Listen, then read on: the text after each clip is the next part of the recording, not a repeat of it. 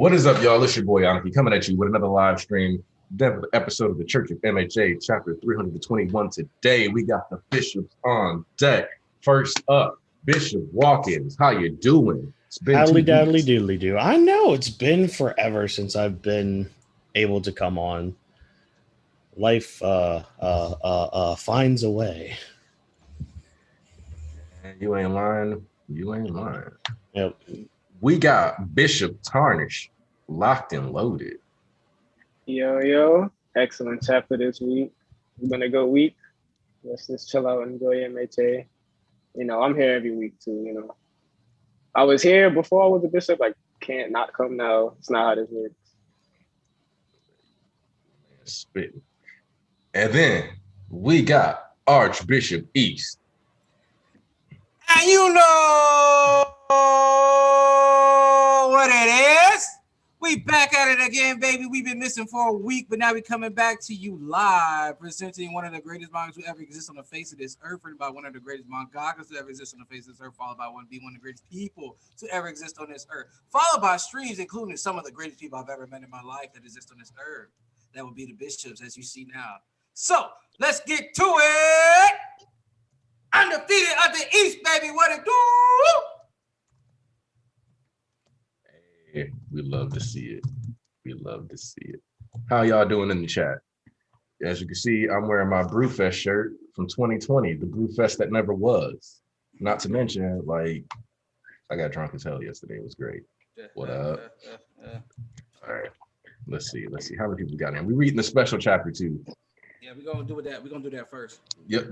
Just letting people come in. Actually, you know what? I might read the special chapter as a gift to the I was gonna recommend that. I was like, yeah, you might as well just read it while niggas get in here. Yeah, I'll just read that first. Yeah, Bishop BG. All right. Oh, finally got some of our old heavy hitters back in this motherfucker. Took some of them long enough. Chill. Watkins, we understand you, BG. You know, BG. Hey, yo, look, man, BG was out here trapping, okay? BG murdered at least 3 men in the past 6 months, and he was doing a great job of covering it. Yeah, him and Tartus. Oh, my God. What you think he was doing at NYC? Who just go to NYC for Yo! Oh, my God. What's up with you? We on air right now. Okay, y'all know your real name? You right. They go to NYC, like, you know a nigga named Tarnish? Like, oh, he over there. Yeah, that nigga that got 2K followers on Twitter, I don't think he live over here. Flex. They gonna be on the stoop and shit. Here we go, starting in the special chapter because y'all early birds already here, so here's your reward today. This all happened during our work study at Endeavor Agency. Note, these events take place shortly before the events of the World Heroes Mission Field. Of course. Shoto, Bakugo, Deku, you're about to be tested. I was kind of wondering why you called us to this weird facility. Well, what's the deal? Who are those men in black? The World Heroes Association is convening operatives on a global scale. We will determine here and now whether or not you three are fit to join the coalition. Fail the test and you'll be staying home. If you want to tag along, you got to land an attack on me within 3 minutes. Facing Endeavor in combat, but if we pass, we get to join an overseas mission. Sparring with number 1, I'm down. We will observe from the monitoring room. You may begin. Got nice Tetris cubes all over the place. Land an attack on Endeavor in this maze-like arena. Given the power gap between us, my best bet is a sneak attack. All these obstacles block his line of sight, so I'll exploit to a blind spot and Bakugo, just going over the top. This guy's got reflexes for days. And Shoto coming in with the ice attacks, so Endeavor's parrying both. I figured my ice wouldn't work, but it gave him a chance to sneak behind. Do it, Midoriya. And he's coming in, 2 minutes remaining. Starting from square one, bring it on. Of course, Japan's number 1 hero is overpowering them. How will they use their remaining time? By all 3 attacking at once? Let's see, coming in hot on the board. Endeavor just using that flex, that power up. 1 minute remaining, can't see through the smoke. What's going on down there? Looking like he put them all down. Seems like overkill. This is a test, so please at least give them a chance. We never expected these students to be much of a match for you, number 1. No, don't make light of these boys. Over at UA, oh, they've got a motto borrowed from the Western world. Ooh. Plus Ultra. And There's Bakugo getting the aerial, coming in with the famous right hook. Is that? Oh, I think that's supposed to imply that Shoto's doing like a fire and an ice attack at the same. So yep, we good with that. And then Yep. Yo, you remember when Endeavor called All Might an American? Yep. Look, this is an old habits die hard moment from the Western world. I was like, get me out of here. Immediately slandered. Time's up. There were more seconds than I would have had them. Not enough firepower. I'll have to work on that. I managed to land a hit just barely. But if this had been a real battle against a true villain, I guess this means you pass. No big shocker. Hooray, we're going on a big overseas mission. We better work hard. For the purpose of these critical missions, we will be providing special suits for you geared towards stealth. Special suits, sparing no expense, huh? I've been thinking about upgrading my arm covers, so I might as well test out my designs. I want a cape, just like All Might. No, I'm not worthy of a cape yet. Oh my god. Future Deku. Oh my god. But there's something so heroic about capes. Who wears cape for a stealth mission, moron? His gauntlet designs are so detailed. Will they be able to get along? An overseas mission. I wonder what sort of heroes. Cat heroes. I love to see it. And villains we're going to run into. All right, I like that. See? I like that chat. Wait, That's nice. wait, So I don't know if people are saying this in the chat, but some people ask me this on Twitter. This chapter is like on Viz. This isn't like team up. This is a special chapter for the movie. So like I saw it on Viz. Honestly, you read it on Viz too, right? Mm-hmm. All right, so it should be on Viz. If you can't find it, just go to Free Shonen Jump chapters, and it should be like the 5th one there. Yep. Also, Ways and Tree, are you referencing Superboy's no capes, no tights, no offense? So I was thinking, so we already know that guy's name. They told us the lion nigga. I forgot. Oh, I thought you talking about Fleck. I think that's nah. We know the other nigga's name is Big Red Dot, the lion nigga. I forgot the Egyptian nigga. I won't spoil his quirk or nothing, but I feel like since we seen those two, and I know Big Red Dot has a really good quirk, and just a little bit of a flex in the preview, I feel like he may be one of the heroes to like keep an eye on. That may be prominent enough because they haven't put like 2 niggas, and Big Red Dot was one of the people they like named out when they were releasing the info on the heroes. I feel like he may be somebody decent enough, big dog. All right. Now, listen, everything you just said, 8 days. It's What? a fact, but all I know is he better be ready to step up. Is that implying the next Shonen Jump is coming out on a Monday? If he's coming in the manga, he better be ready to step up. Yeah, I think so. Hey man, the 9th is on a Monday. That's the 8 days. Yeah. Hey man, he from Singapore, so I feel like I'm pretty sure he ready to step up. I know them niggas down bad over there. Hey, this color page is nice. Oh God. Yes. Yo, I accidentally spoiled this shit in the server. I was like, I hope this nigga don't see it. Man, I'm glad you ain't see it. Yeah, look at you. I remember him. It was in the slander chat. It wasn't in the, and it wasn't about okay. It wasn't about my hero. It was about something else. But. Oh, because it's about that person that was like, oh, Hori keeps making the same color page. Yeah, listen, niggas like that need to just stop talking about MHA. So I was like, I can see like what they're like trying to say here as a slander point, but it's like I don't give him no props. No, but here's my thing though. It's like it's too vague of a concept. Like it's like, yeah, every page All Might's larger than the kids. If that like pops up, it like is a theme. Like yeah, that like, but like this that's All Might hasn't been this big in a while. But it's like such a nebulous concept that it doesn't matter if it comes up a lot because it's like, is that supposed to be slander? Because it's just like reflective of his legacy status in the story. So like it's a weird thing to try to use as slander when honestly this feels kind of good of the story. this page feels kind of nostalgic. It's been a while since I've seen All Might looking this good. Like when was the last and the volume cover too? When was the last time we saw Hori draw All Might in his muscle form? Bro, like, that volume cover, oh my God. That should have you worried as far as I'm concerned. He gonna die, of course. He's listen, we already knew that though. Yeah, Nafisa, hello. Oh, it's her birthday. Happy birthday, shout out. Oh, hold on. Make sure y'all give Nafisa some birthday birthday love. One of the most prominent members of the Church of MHA, a certified Church of MHA baddie. Make sure you show some love for Nafisa. Give her a happy birthday wishes. That is my favorite pupil right there. We love you, Nafisa. Well, happy birthday. Happy birthday. Wait, was that Watkins? Yeah. Sorry, I'm also kind of eating right now. My food just got here. Not the only one, bro. Listen, I'm doing. Listen, I'm not eating, but I'm doing something else.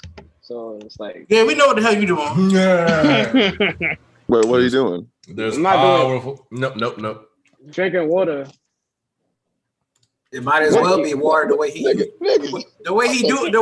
every day. It might as well be water. Sirs. Let's not. Listen, it actually hasn't been a while, but we're not gonna talk about that. You said you've been drinking water. You acting like you got some work to do or something in the background. Nigga really think I'm drinking water. Got that water. Got that water. If you're doing what I think you're doing now, damn. Yo, wait. Hey, by the way, y'all, there's still an actual bonus volume that comes with that comes out when the people go see the movie. So we'll be getting that later this year. That one's actually drawn and written directly by Rikoshi, hands on. Like the one shot but 9, it's gonna be the same thing. Out the chapter. Shit, guys. Yeah, I want to talk about it. I was just eating this cookie. You good. All right, well, Endeavor's on the scene. Boom. This dude was no match for the combo attack from Bakugo, Todoroki, and Yaoyorozu. All I did was chip him out of the ice. That's dictated. There's no guarantee he's operating alone. We'd better make sure those hero-hating civilians who ran off are safe. That nigga petty as fuck. Nah, he keeping it a buck. You three should join Hawks and the others to keep the area secure. Endeavor, shouldn't we get Genus to just nab him and get this over with? There ain't much I can do now that he's zipping around like that. But even so, damn it, there's just loads more I want to say to the guy. Me too. Hui. No, Hawks, for now, don't let anyone interfere. Midoriya, did you ever think that maybe All For One wants you in this state? He might seize this chance to attack you. Hold up! Thank you, Shoto. Yo, I'm glad you stopped there because I want to say this. Yo, me and Shoto cool now. He cool with me now. Yeah. No, because here's the thing. I've been saying this for literal weeks. He cool now. Because he could have came and really said some emotional shit just like everybody else. He could have came and talked about the sports festival. He could have talked about a lot of stuff involving Deku. But he went straight to the mission like, yo, you're not being tactical. This is dumb. Hey, listen. I want all y'all niggas that was talking shit about my kids to run that shit back. Calling them ignorant and naive. They know what they're doing. Kind of. I mean, I'm fine with that. I'm just tired. But I mean, what is it? I've seen a lot of people ain't happy about this. Not because of the potential of what's gonna happen. It's like that. I'm like, man, I want to run this. Hey, I just remember there was a dude that was on Twitter, like coming at me sideways. It said I was like incompetent, didn't know how to read, blocked me, all because I said it makes complete sense. Because at the end of the day, All For One could also just air out UA. There's no real protection in Deku being gone, and now inverse is being said, so your bitch ass can eat it. Like, Damn. stupid ass nigga, you was talking all that shit. Where you at? Oh, I can't find you because you blocked me. Scary. He ain't nowhere to be found. Fuck nigga. Bitch ass niggas. I'm tired of that shit. On that day, bitch ass niggas vanished from the streets. That's crazy. Like, hey, Cameron Bailey, on God, well, I've been in that bitch like fucking Omni Man. Like, Think, Deku, think. Like, do you realize how many times people have tried to slide up? It's like saying I'm stupid for pointing out that like 100% All For One could just blow up your UA if Deku's not there. He just chooses to not do so. Like, bro, that's my thing about this entire situation. I'm like, all right, y'all like it's lose. I'm like, bro, he don't have a secret identity. They know this nigga full blood name that he went to the school for a year. They knew he was going to leave before he got out of jail. He walking around putting the mask on everywhere he go. It's like, bro, he knows where you went. It's not like you got a secret identity. Like, if I leave UA, then he won't hurt UA. Who the fuck said that? He know who you are, bro. Like, he knows that. He think that he going after only him specifically, but at the same time, like he can make you come to him. Bro, he's a master manipulator. He just had a nigga come up and say. Here's the problem: the cameras didn't catch the audio between All For One and All Might. If Deku had heard that conversation, I think everybody would then understand yes, he would do this. And the reason I say that is because All Might knows more about him. no, because what All For One specifically says to All Might when he brags about, he's like, that's the princess of Nana. And then he's like, it couldn't be. You wouldn't know. And he's like, oh, come on, All Might. That is clearly something I would do. You know who The else? second he said he was that petty, everyone would have been like, everything's off the table. Hey, man, Everything. you know who also had fault? Bro, he could have ink in the palm of his hands right now. Bro, you know what else? You know who else at fault here? All 7 of those niggas inside that nigga head. Of They course, should have told this nigga, hey bro, this is one petty ass, evil ass nigga, and we need to show you the vision.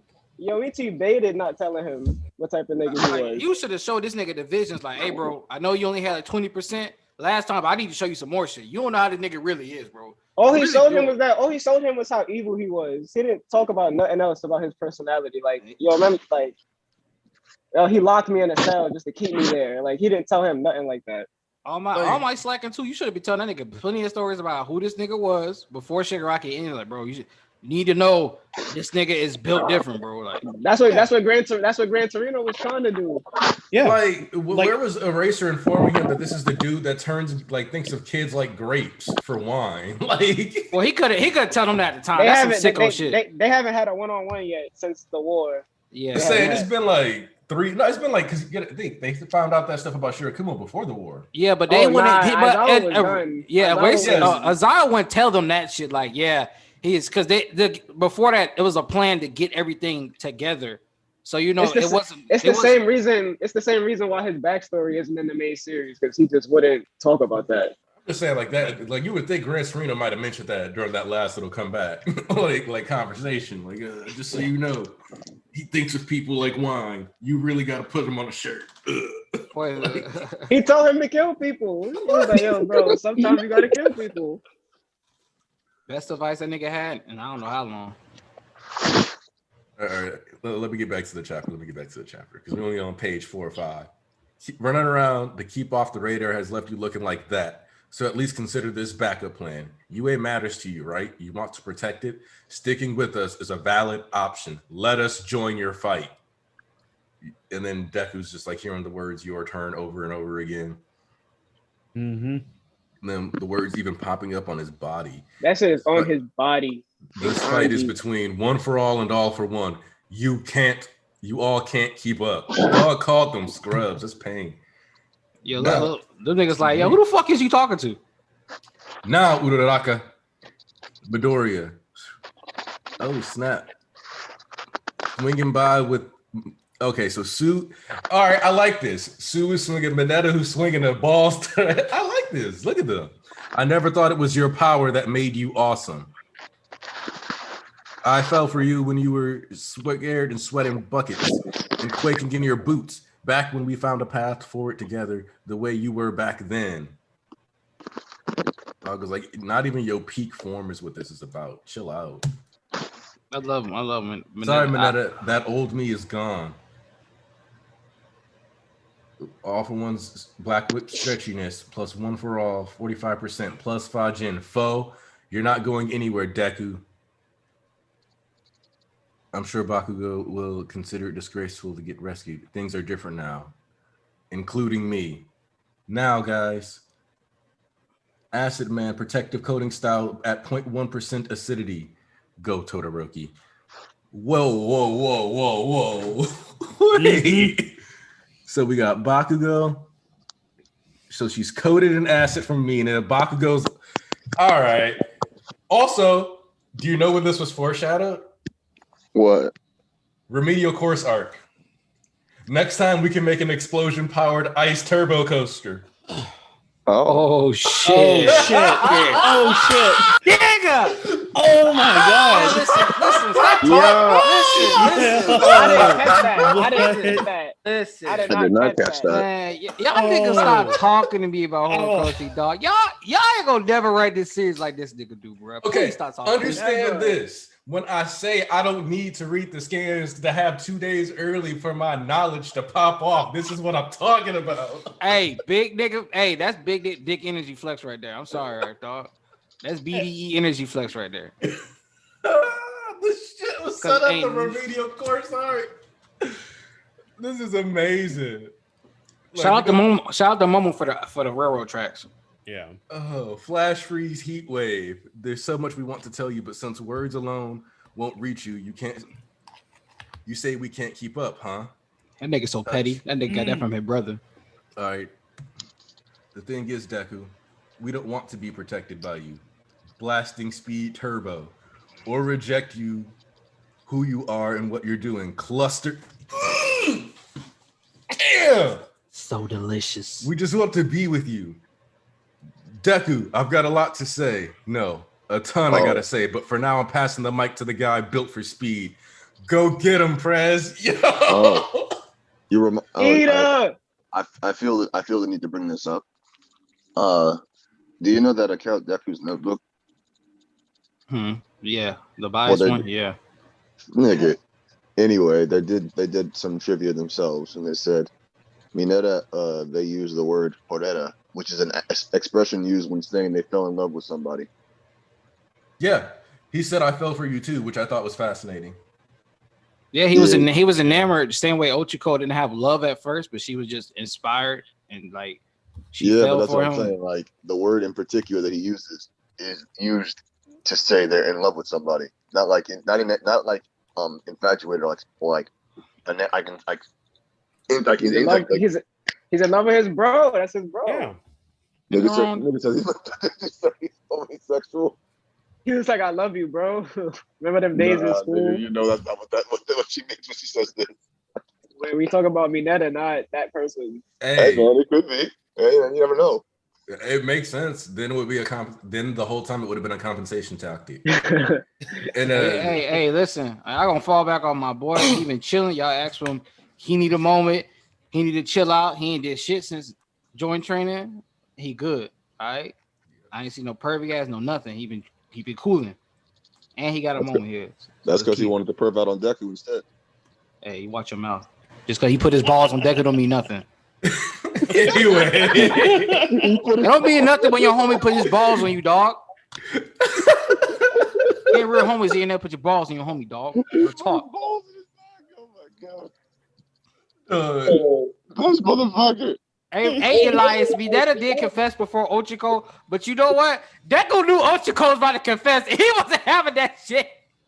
That nigga blasted off her ass, dog. He was not finna have that. She's like, nah, I ain't trying to hear that. The whole time she was talking, he had his eyes closed. He was like, no. Bro, remember, he looked at everybody, gave a couple people a second to start talking. He didn't get first. He was like, nah, I ain't even trying to hear it. I ain't trying to hear that you got to say. She had no speech. I like it that way. Yeah, because like she was just like, listen, and he knew. I know he knew what it was. She knew. Look, like she knew. Like he's not actually gonna pay attention to me that long. I'm just here for the distraction. Yep. Set this part up. Let's get the turbo coaster ready. Ooh. That nigga ran from her. But also, like somebody said in the chat, it's a callback to that Camino. Like all of this is like just a straight up. This is a flashback through the whole series. Like this is a whole big ass flex. You got to understand that whatever is coming after these couple chapters is going to be insane. How do you bring so many story arcs together in one chapter? Bro, I tell these niggas again and again and again, stop talking to me about this series. You can never write this nigga like this nigga. I promise you. Like, this is literally insane. Like, I'm trying to tell y'all, this whole cute shit, and y'all people like, I don't want Deku to do this and do that. Like, bro, it don't matter. What's finna pop off after all this heartfelt shit happen? It finna be OD. Like, let's get back to the best part of the chapter. Deku, I've got a ton to say. I'm passing the mic to the guy built for speed. Go get him, Prez. You've always managed to outpace me. That's precisely why I'm always ready. If there's anything that could bolster Izuku Midoriya now, it would be to challenge you. Those who share his resolve, those who can match his pace. Blowing off his own armor as he's flying to challenge you and keep running alongside him. But no, you can't just let go. I will not. Ingenium the hero will dash across the land to take a lost child by the hand. Let's fucking go. Because giving help that's not asked for is what makes a true hero. If I said talk to these niggas, let me talk to these niggas. From Class A to One for All. We out here. Chapter 321. Stop talking to these niggas. Hurry came back and put his dick on the table. Hey, listen. I hate to be that nigga, but it's time to flex to y'all niggas. I could go in Discord and be on my off one petty gimmick and talk about call a couple of you niggas out with some screenshots. How y'all said I don't have no faith to Horikoshi and what he gonna do with Ida. Ida ain't did shit. Ida ain't been here. I don't know what he gonna do with Ida. He ain't had a moment. This, that, and the other. Ida Ben had something planned. And I told y'all niggas ever since he did that color pitch, I was like, oh, he definitely forget about Ida. Ida was doing his little thing. He didn't have a big moment in the war, but I said, hey, you don't got a big moment in the war. He gonna come back after the fact, pulling the class together with the reins.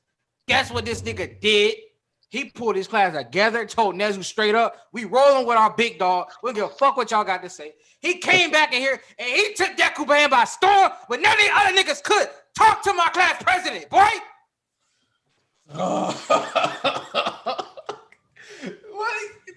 Like, time out. Here's what's crazy to me, right? Is that this is technically the power of friendship trope. Technically. But this just goes to show you how it's always about the execution. Yep. Because, like, in the middle of a fight, when you've been fighting a villain and you've gotten like half your limbs broken, power of friendship always seems a bit like bull. When you're just trying to talk to an ally who is not feeling like right up here, and you go to these lengths to show them, put your life on the line, yeah. And like somebody mentioned, his glasses broke, just like he said they would. And he said straight up, I fully plan for each one of them to be destroyed. Like he said, I have all these glasses because I expect every single one of these to get destroyed. During that random room chapter, and for them just showing each other their rooms, it's a callback to that too, on top of everything. Which is another all of Class A technically coming together moment. Like from Class A to One for All. Like it's almost like everything in this series matters. Damn, and that you should pay attention to everything that happens and read it and not be like, oh, that's bullshit. Why are we at this stupid sports festival? Why is everybody doing? Man, shut the fuck up. Tell them walking. Hey man, listen. I can't. It's so many damn callbacks from the title alone, from back from Stain, Shoto to Ida to like 93. There was like from Deku to Ida, like bro, it's just literally like and think like the last time it was from Ida to Midoriya, Ida smash, nigga, took your move. And this time he takes his hand.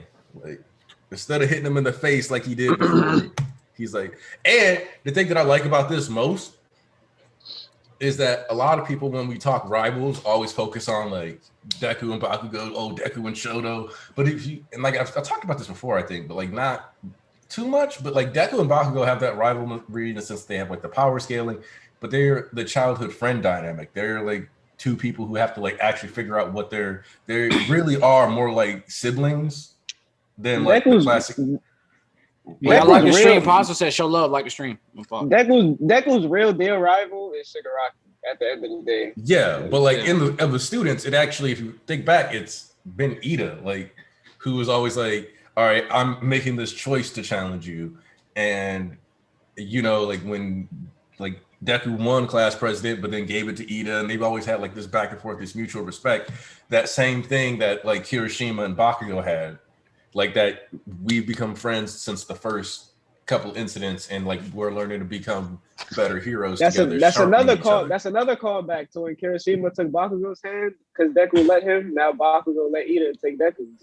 You know the craziest part about all this, all these callbacks. The biggest callback about the ice ramp, everybody coming together and doing what they got to do, and the hand that doing who needs to, rather it being who needs to do it than who wants to do it. The fact that this is literally all in Camino right now, literally canonically in Camino, is like fucking crazy. And it wasn't even like at Camino location. It's just like, you know, where the statue was erected. So if you've been paying attention, it's just like, yeah. Horiko's like, yeah, I did that, nigga. Like, pay attention. Just watch this shit. Just pay attention.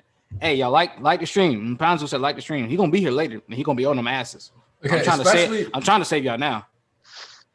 Because like specifically letting Mineta and Sue be the combo, having and the way that they were like just like they were all using their power to help give each other like speed boosts to keep up with Deku, because you know we were kind of like, man, did like Kaminari use his lightning power to help them get up there faster to like make up for like, because we were like, yo, like how are all, and yeah, we see that they literally were tossing, throwing, doing everything they could to keep each other as fast as possible to keep up with this chase.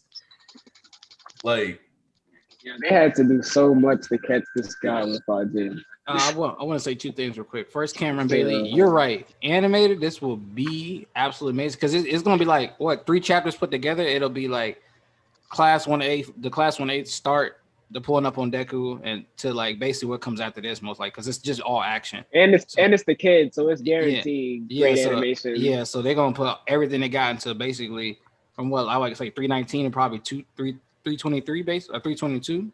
Basically, like that's just going to be a beautiful episode. And then, yeah, you're right. I forgot who Chill Cascade. You're right. I was gonna bring it up earlier, but you said it first, so you got credit to it. He said, Chill Cascade said, eat a challenge from the sports festival. That was one of the biggest moments. Like there's certain moments in the series that just make me look twice.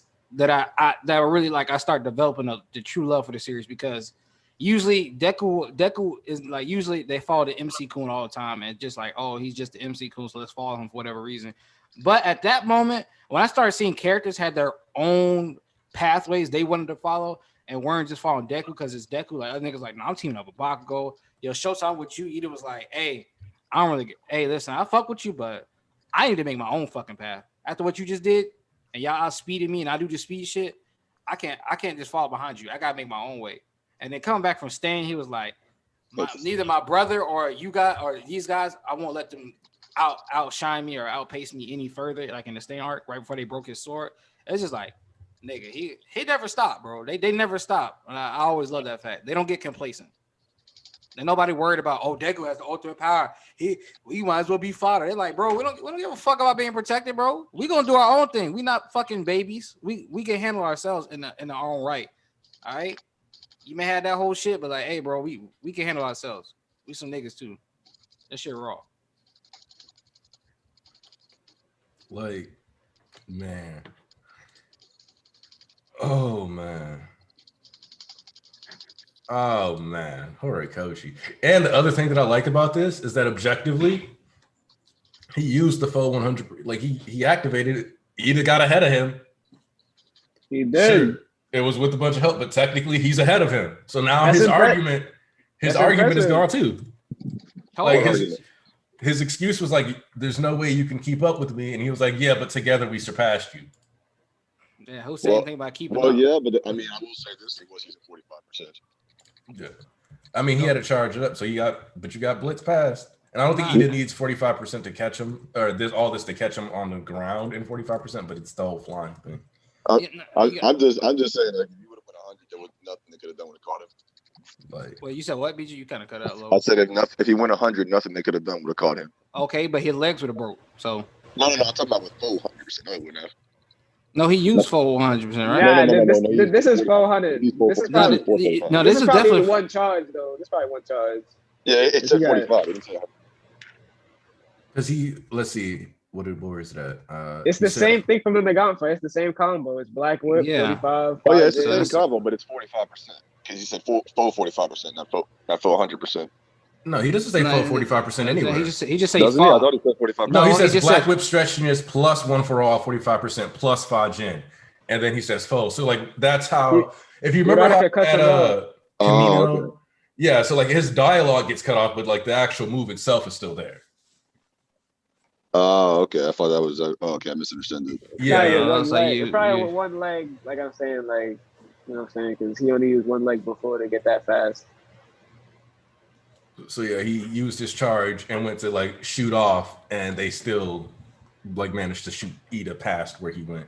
And technically, since he did that before they had the coaster and stuff primed, they were way faster than what he had done when they did that.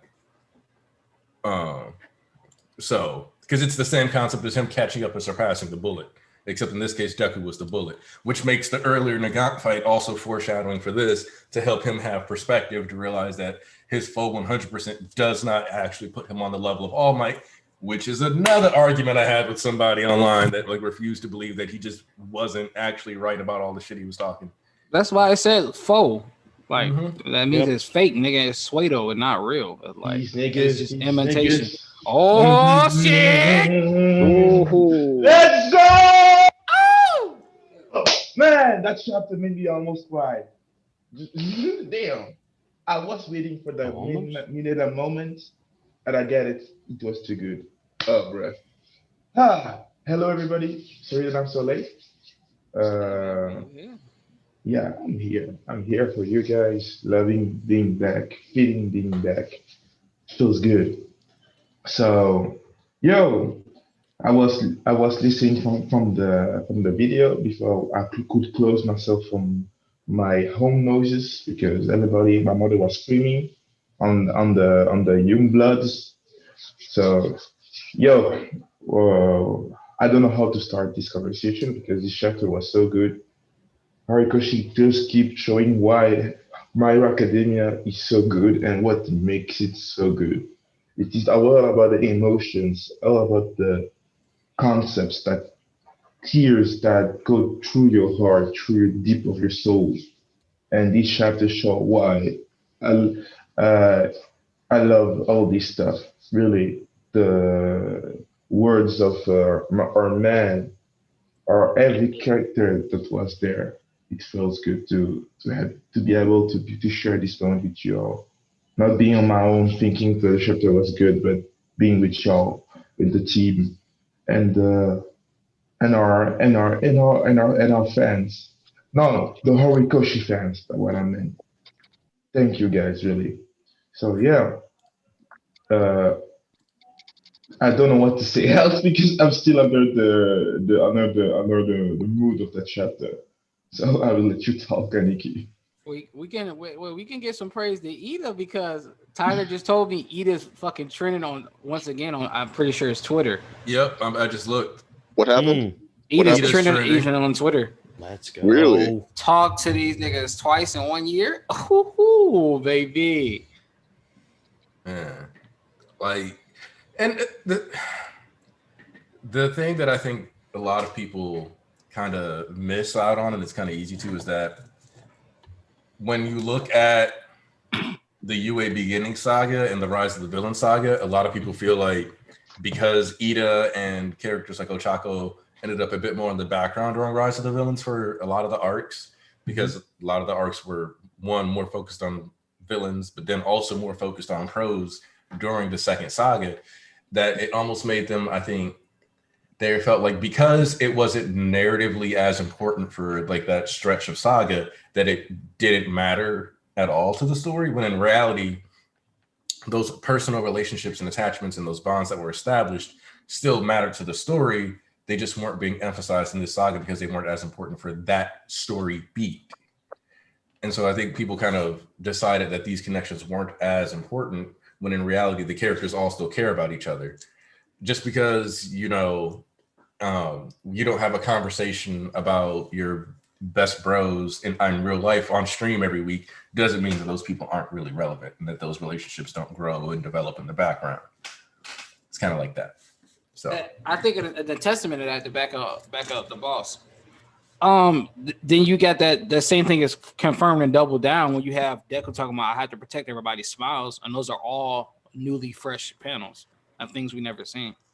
Like, you have to think these guys have been together every fucking day, basically. Even closer when they were in the dorms for basically a whole year, bro.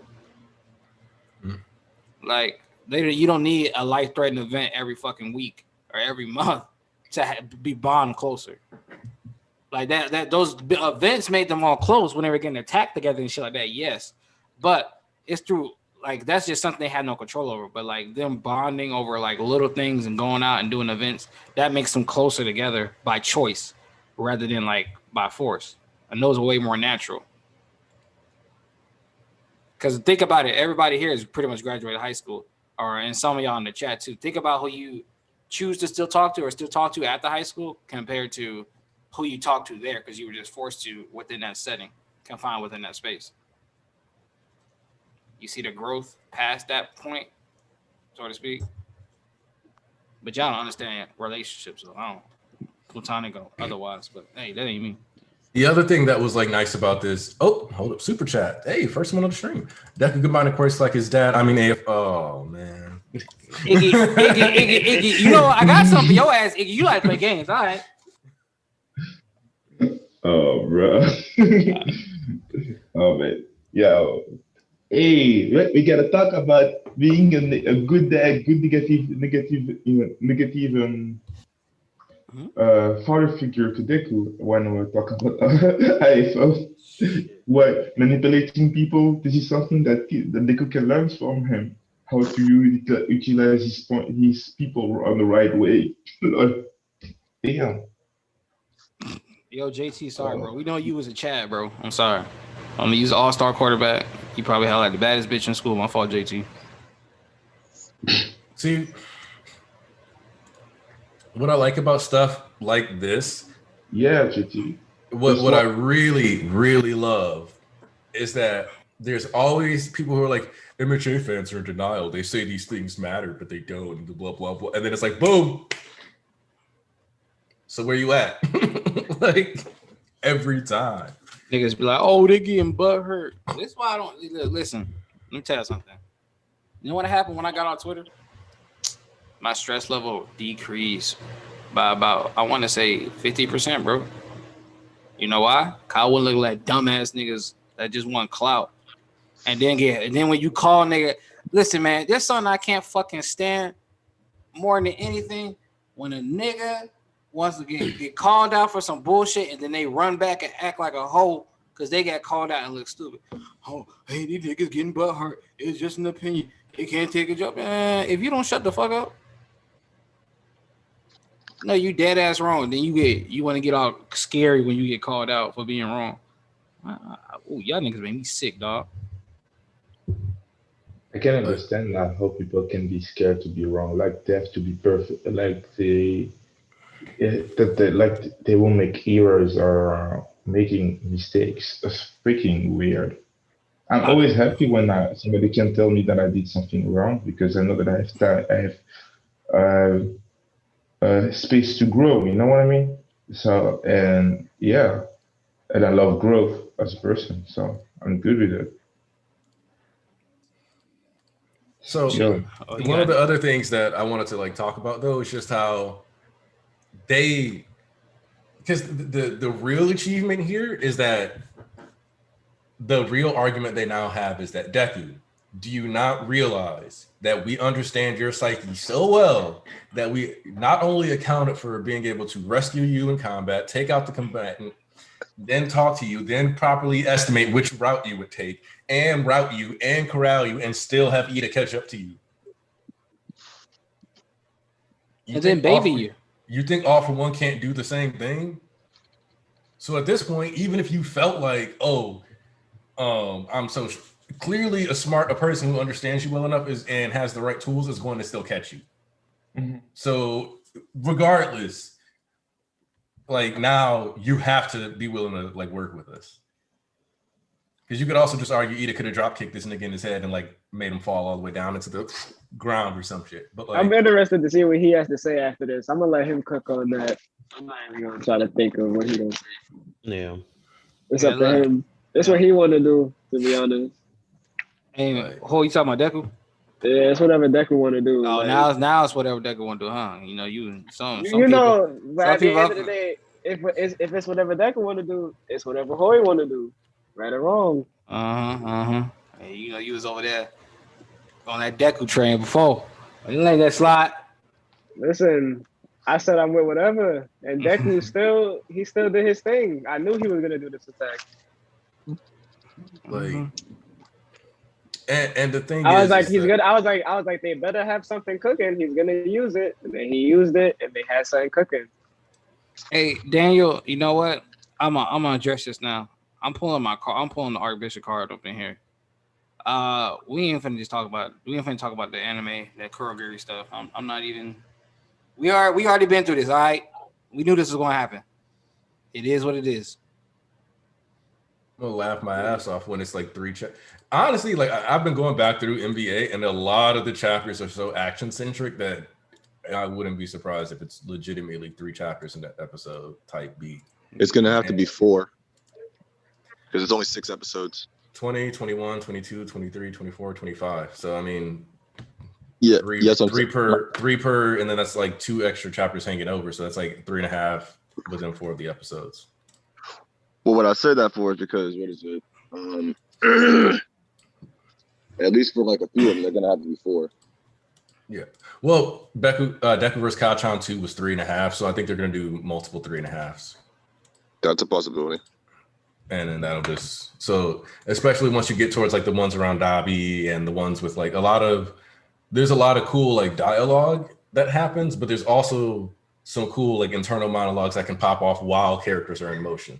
Like as Shigaraki's running through the crowd, you can have Spinner monologuing inside instead of having it be like he sees it, then says something. It'll just be he says something as he's doing it. Yeah, but honestly, the chapter, I don't feel like discussing that damn shit.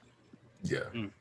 Because one of the things that I wanted to point out is that another thing that's worth noting is that Shoto's technique overall, like his raw technique, not his power level, his technique has improved. It is improving. Because you can tell by the very clearly defined shape that he made. And yes, he had some assistance with the railroad tracks, but it seems to imply that those tracks don't go all the way up, obviously. He just used it as the base blueprint and then made the giant ramp. So, especially since you don't actually see any tracks on the ice.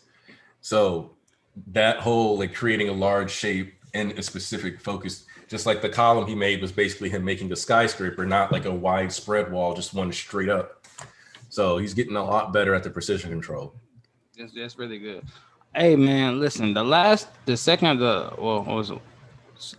page where he first grabs him, where he first grabs him, bro, in detail looking at it on the big screen, they're flying so high over the city, and there's so much detail in the city below.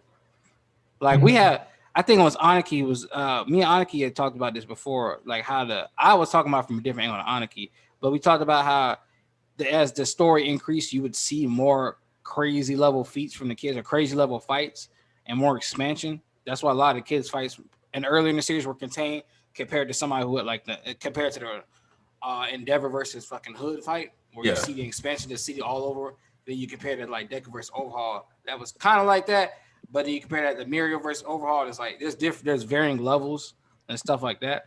But in this, you can like truly see like, all right, they've really leveled up and going up, because in the Gaunt fight, you seen the whole display of the city like never before seen. And it's just like, once again, you see how fucking high they're flying in the sky, and you just see the city landscape at the bottom, and how fucking far it stretches to the back where it's blacked out. That shit's fucking peak, dog. I swear to God. Also, like as we were bouncing around on all these different ways, I just wanted to also point out that Mineta bringing this up was already works. When you think back how in joint training, he had a comment about how he kind of did miss like the shyer, more nervous Deku, because that means he was already feeling like he was being left behind by Deku when they both started at like such a more nervous and scared spot. There's a thing about it that really, the way that he always, when you have Mineta referring, doing an action, he always referring after that action to Deku. You know what I mean? Or I say, right Deku after beating, forgot her name, Midnight. He said like at the end, right Deku being cool. It's not about getting dead ace. It's about doing this stuff what I had to do. And you have then you get the one in what he said in the joint training arc, and now this, because that moment when he saw Deku doing his stuff, being scared and everything like him, but still going through doing the actions, it motivated him to become better. And so that's what even as I was said, about there is two people that bring the best in the class, and this was Deku and Bakugo trying to give them a goal to reach to become stronger and better, and Deku more motivating them to become the better versions of themselves as heroes. That was really good, and you keep seeing that in these confrontations in this clash. Really, got to say that Horikoshi keep his consistency with how they do every time. Yeah, the action. I have the chapter in my hand right now, and the art is stupendous. Uh, you see the evolution of every character, how they use the quirk. Even Bakugo, these mini explosions like to that he learned to use in the war. He can use it. He can fully use it right now. And you had somebody, and you had Ida at the end used as the bullet, bro. And we get this thing that they did that the when they trying to save Bakugo, and this time back like Deku said it must not be him trying to save Bakugo, the same Bakugo, and he put uh Kirishima instead. You get the press, and you get Ida. That's so perfect too because Ida was the one from the start because I was refreshing this My Hero Academia with a friend of mine, and and just rewatching the first episodes how Ida had the bad impressions of Deku uh, from the start that they met each other. But he realized that Deku was would have been that he would have been that he will pass the exam when he understood what was the real purpose of the test. So yeah, let's say it's really sad that we didn't get more of Ida earlier as a character. But yeah, I can say I can't wait to see the next chapters how they will go and how they could react to all this love.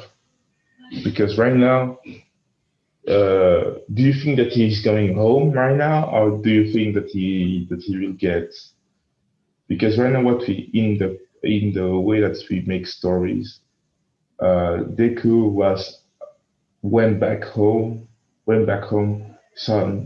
get new knowledge, and he knew that he couldn't stay there because his life changed with all stuff like this. So he went back on an adventure, like the call of adventure started back because his new knowledge can help him at home. That's why that he went away, that he he did it in the wrong way. Right now, you think that he was gonna start with the team, or do you think that he will still that we fight back again, even with all these words? What do you think about that, Aniki? So, Aniki. So I'm gonna just say that. Wait, I'm gonna say like to me logically, this should be the point where he's like, okay, it's true that it doesn't actually make UA more safe. It's true that and like I said, like you got finessed by your class. Mm-hmm. Like if this was just like if Nagant had like half of these like boosters and stuff and wanted to kill Deku, like that would have been a dead Deku. He almost died in Nagant. She could have killed him. She didn't even need boosters. If she wanted a nigga dead, he'd been dead. Yep. So it's like, dude,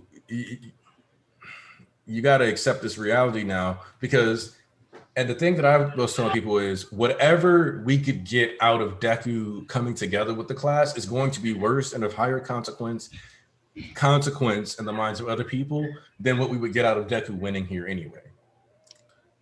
The longer Deku is separate, hey, say yes. Good. Hello. Like the longer that Deku is separate, the longer the main plot is stagnant. Now, Sayaz here, I'm gonna pass the mic to her so she can tell us how she thinks about the chapter. Yeah, the chapter. I mean, there's not much to say. I liked seeing Bakugo and Shoto teamwork. At the end of the day, Endeavor absolutely dominated them. Love the chapter. Perfect. That's all I had to say. And I mean, going international, that's great. No. She say this because she's just saw her man there. It's justice. You know what I mean? No, she's talking about that special You got a chapter. crumb. Yeah. I mean, that's what we're talking about, right? No, Wow. Zach is just excited to talk about the Endeavor chapter. Oh my god.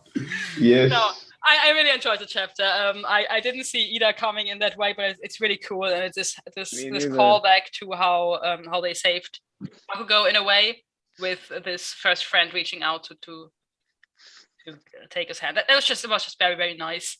I have to say I didn't like Deku in this chapter with this you can't keep up. Yes, it's true. I know it might be true, but it's also just forgetting in a way that this is not just about keeping up, but it's about like the fate of the whole country. And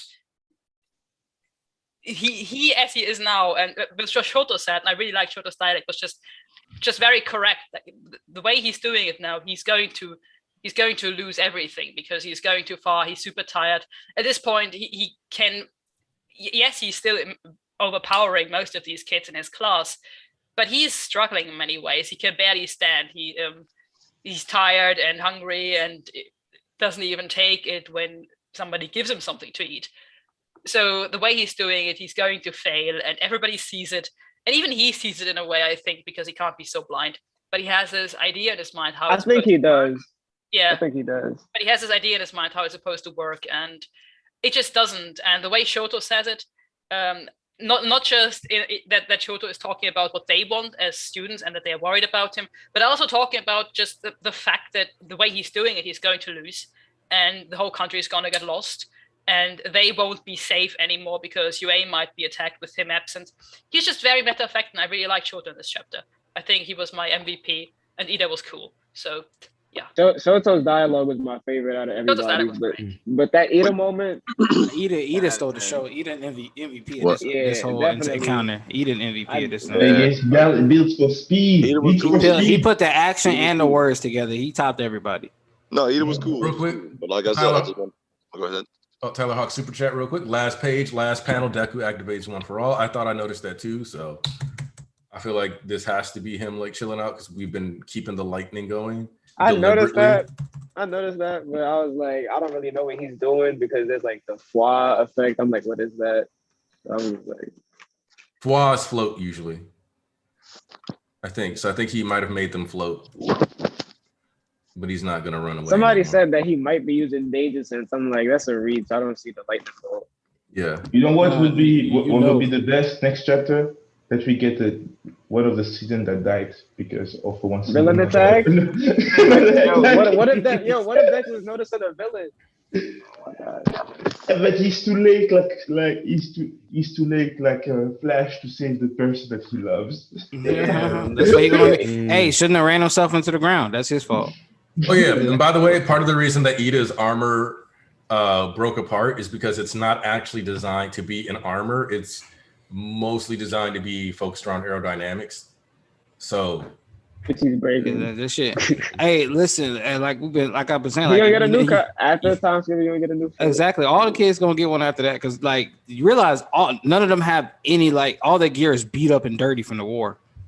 Like, It still is. all them niggas gear Especially is still beat. Deku's. Yeah, that nigga's shit's got the worst out of anybody because all he did was fucking go back out to the streets. Look at his gloves. Shit's dirty, nasty, raunchy. Niggas thought that one panel was just symbolism. Nah, that shit was real. That nigga's shit was. thought that. Yeah, I didn't expect that. That's Nah, that crazy. nigga will be running in the streets, boy. Ran himself down. But this is what I will say. You like, cause y'all niggas not my bishops, but a lot of y'all niggas in them chats and like reading this shit, y'all kept clowning my students, and I told y'all niggas to stop that because y'all kept saying, "Oh, they just want him to go back to UA." Like, bro. You do realize there was a bunch of varying responses to a majority of people said we're gonna just follow from the get-go. They said, "Hey, bro, we're just gonna follow Deku. We're not finna just like leave him out there in the street." Nezu was the one that pointed out the opportunity to come back to UA. But even in the encounter, plenty of people still said, "Hey, bro, we're gonna ride beside you. We don't care about if you don't want to go UA, okay." But y'all kept like clowning my kids and stuff like that. I'm like, bro, it's like they can make a compromise because they said, "Bro, we're gonna ride beside you." You don't really. Some people like you don't have to come back to UA. Even now, again, like, bro, just work beside us. We not throwing away what you want we accept what you want. We just want to move beside you and fucking right beside you as you walk down this path. We got your back, bro. But niggas like, no, we just want to go back to UA. I'm like, bro, that's not how that fucking goes. And you can make a compromise. Cause my compromise was, hey, we can use Endeavor Agency as a home base, like, because it has all the facilities we need, and we can get there and make a plan and then move forward as a base operation. If you don't want to go straight back to UA, you can make a compromise. But everybody, like, once again, community always want to leave. I don't want this. I don't want that. And nobody want to meet in the middle. Always about what you want. Like you right in the front. What is it? I just want to point out, do you know that line that Ida says, because giving help that's not asked for is what makes a true hero? Mm-hmm. I know we all know that's a callback, but do you know what's funny about that callback? What? Today was the 7th anniversary. The first time that line was used was on the 1st anniversary. Word? On word? Yeah. Like somebody looked it up. The 1st anniversary color page chapter was the first time Deku said that during Stain. And then there was this one, which is the 7th anniversary, and Ida returns the favor. Listen, that's hoary for you, bro. Glory of God, man. Listen, Glory of God. Tell him again, bro. Stop talking. No, y'all niggas ever write a series like him, bro. Please never stop trying. This is real. This is his life. This is his craft. He can draw 17 pages in 28 hours. Nigga, more than half a week, this nigga be sleeping and watching movies. Also, no problem. This is probably a big ass fucking coincidence, but it is kind of funny because in the first color page, Ida is carrying Deku. Oh. Come on, yo. That's definitely a big ass coincidence. Coincidence, MHA? Nah, I ain't going on that. Coincidence in MHA? I ain't going on There's no that, such thing as coincidence. Come on. Yeah, listen, he showed us Deku and Gran Torino's cape years ago. We just ain't peeping. Now, God was like, this is cool. This guy. He been showing us the dystopian future for like a good hot second, bro. He been showing us beat up costumes, dystopian type of future. Everybody with their capes and shit. Like, niggas just wasn't like. With knives and shit in the streets. If you think about Bakugo having that one alt costume design where he had a cluster bomb or a cluster missile on his shoulder because fires off multiple rockets. Oh, shit. Like, and then we get cluster here. Man, it's all normal stuff, but like, it's just that for some reason people assume it can't happen in My Hero. Man, listen. Yo, back on Bakugo explosions, the fact that he used that after Uraraka made him floatless. Yo, shout out to Uraraka. Hey, oh God. The speed that they must have had, and then for Ida to use his turbo on top. Oh, no, this is multiple. They caught up the Deku. That's what I wanted to see, though. That's what I wanted to see. Oh, you got it, my fault. You know, this doesn't make Deku any weaker than I said he was. This just made them stronger. Who's got a W for everybody? Hey, that's why I said let that nigga write, because y'all monkey wrench. Monkey wrench. Hey, who said that? Oh, that's right. Me, nigga. I told y'all niggas, man. Monkey wrench. Also, the little sprinkling we get here of Bakugo being like, look, there's some shit I need to tell you, but I can't do that right now. It's not He's scared. He's scared. Like, just Horikoshi reminding y'all again, this is still a plot thing that's going to happen soon. Yeah. I don't know, man, because I don't know how Horikoshi can literally say shit in an interview and niggas just kind of disregard it. Like, I don't know if I just didn't read the interview or what have you, or you just take this nigga to be a liar. But like when he said Bakugo still needs to properly apologize to Deku, did you not think that was going to happen? He said Ochiko he don't know what's going on. Like niggas be like, I don't know what he gonna do with Ochiko character. Did he not just say she'll be a light of, like a beacon of hope for the readers? Like I just really confused. Like, do y'all just take this nigga as a liar or something? Or like, I'm trying to gauge you. I'm truly confused, honestly.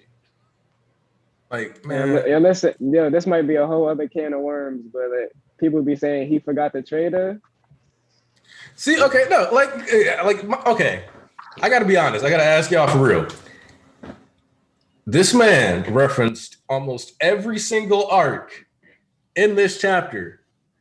Do you actually find it logical to believe the traitor has been forgotten? Not in the slightest. No. Nope.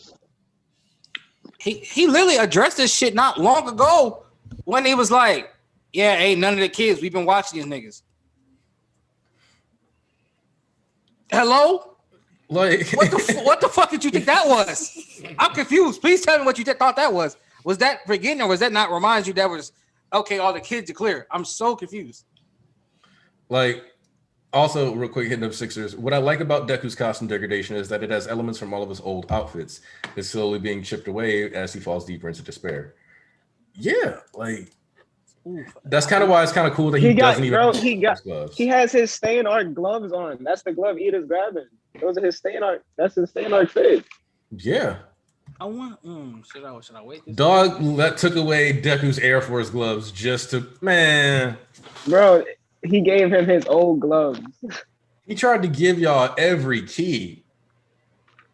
I always thought it was, odd that Deku had on those gloves specifically, like his stain art gloves. Like, Stain got to grab it too. Come with me, Zakubadaya. We must purge And this city. Endeavor's here. Where's All Might at? He's not too far. All Might was staying right now. Here's my thing. Understand this. Even if we never got a traitor, what that would mean isn't that Horikoshi forgot the traitor. It would mean that, as the character said, there was no traitor. Hello? I mean, Like, you could, bro. I mean, if we really thinking about it, you don't think? I mean, honestly, if anything, nigga, All For One predates everybody at UA. All For One been in the cut for I don't know how many years, had his hand wrapped around Japan for over 100 and 50, 70 years. Mm-hmm. It could literally just be that nigga had info that he shouldn't have had, and that's not that hard to believe. I don't care if you think. But my thing is, I don't care if people think it's lackluster. I really don't give a fuck. Oh no, that was not what I was gonna say. I was gonna say if that's the case, he would need to address that. exactly. I was about to say that. That would have to be. Shigaraki did I don't care if that's the case, gate. but I need that to be addressed because otherwise, this is going to be a lingering plot line. Because that line of where he said, then maybe there is no traitor. There's still no there's still no answer though about how we knew about this information. But that's until we get that answer, there's still a lingering plot line. But I don't. That still don't negate the point I made. That it's going to they'll be addressed. That's why I say if All For One had the thing. It'd be addressed. Then there's just no traitor. Then that doesn't negate the fact, he forgot or it didn't throw anything away because he already said it was none of the kids. I'm just saying it would be addressed. I'm just saying that I'm like, if that is the case, I just want him to address that because otherwise it will be this if that never got answered and that line where he said there is no traitor was like the end of that plot, then it would have been a lingering plot line because you wouldn't have answered how he got all that information. That's all I was trying to say. Yeah, because it's like we mentioned, the stuff with him getting access. Because the other thing is that when I mentioned Shigaraki decaying the gates, when he said it, or was that Tarnish? Whatever. Point is, we all know Shigaraki decayed the gates because the anime made it a point to include the extra scene. Plus, you could tell that the gates had been crumbled in the manga. Yeah. So, at that point, you could argue that Shigaraki just got one of the passwords. Like somebody left a password sitting on the table and he just grabbed it. No, it was had more access to schedules and shit. It could be that simple, but it doesn't have to be. That's all I'm saying. I don't care what the answer is. I just need to know what the answer is. Yeah. But hey, well, you know what? Speaking of that, then I'm gonna bring up a topic because I want to clown some of these niggas. We're gonna fuck. Horikoshi always does follow the rule of relevancy, and Tarnish, you know exactly what I'm talking about. Now, niggas was talking about a few chapters ago. Horikoshi baiting. Why did Bakugo show it when the second user said that this, that, and the other? Bro, then it comes back full fucking circle why he waited and what he was saying the entire time. This is why he didn't speak fully. The scans ruined that shit. I'm quite surprised. Color me shocked this week. Wow. Yeah. No, it's not even in the scans. It's the little fact that it was what the second user was saying got fully fleshed out when it was supposed to. Niggas just kept jumping. He never finished. It's the time travel theory. Why he got Bakugo here? He bait. He doing this, that, and other. No, nigga, he was just trying to talk about his fucking friends. Okay, that's the other thing is that it was allowed to be a plot line that was being set up. People wanted it to be the answer's right here. It's like people don't realize that almost any time a nebulous statement is made, you're not going to get the direct answer like 2 pages later. That defeats the whole purpose of the nebulous statement. Like, am I crazy? That's why I was fucking like pointing out, like, bro, He never finished what he said. Exactly. Like, let the nigga. Damn, sound like how they do horror coaching. Nigga can never get to finish what he trying to say or do before niggas be like, no surprise there. Oh God. Why you got back over there? Or maybe let nigga fucking finish a fucking sentence, then you can understand why he was there. Y'all ever that niggas do that? I don't know why people want so bad to be right. And there's a thing about how many chances that you have to get stuff right. And thinking that you can make a theory about time travel, and we never had time travel in the story. You should know that your chances to get it right are really slim. That's how I think, and people are still fighting to think that they are the one to get it right. I don't know. I'm tired. The last few days, I don't know if you guys see or have seen. I'm not on Twitter, even on the Church of MHA. I'm so busy with working and getting stuff, doing my own stuff, my projects. And sometimes when I go back to see these things, man, some people have really, I don't know, they have big issues. Self-worth to tie this to self-worth. If a theory is not right, they might go insane. They go on a hate. I don't know how to call it even, because they just go wild. Yeah, I don't know how you guys can do it. How much energy you're like spinning into that. I don't know. It's not worth. It is a story. We are happy to be part of it. A part of it, somebody's adventure that is named Horikoshi. Sometimes you might not like what he's doing. Sometimes you like it. It's how it is. If you write your own story, maybe nobody will like it. You will just have one fan. You never know that. So yeah. I don't know what to say now, because this chapter, even the lines about the trader stuff, like you said, the trader stuff is something I really want it to be true, because if Horikoshi can turn us on our heads, make like something that we didn't expect, or something that we really are not ready to see, I want to experience that. As a writer myself, I just love to play with my reader's emotions and state of mind. And Horikoshi show us multiple times that he can do it. So I won't say no to get one of these from him. And next to this, guys, like the stream, please. Please do that. Well, you know what, Ponzo, since you were on the topic of, since you're on that topic, there's something I did want to bring up too. Mm-hmm. Then about, well, there's one thing I also want to bring up, like how Shoto. Well, now it's going to be Shoto and Dever move forward from this, regardless. Going forward, now they can finally team up and start getting everybody start getting their shit together to get their reins together before the foreign heroes come and they make they move, which I feel things will get kind of wonky before shit kind of happens. But yeah, I also want to just shout out to my boy. I just want to. That's all I want to bring up. I want to bring up how going forward, I need y'all to understand something. It's about the time frame of how much longer we got with the series. Okay. You can't really possibly believe that Horikoshi is just going to stomp out the villain side of things and their victory and everything else right here, right now. Because let me explain something to you. He originally intended for the series to be 30 volumes. where did Volume 30 end in the series?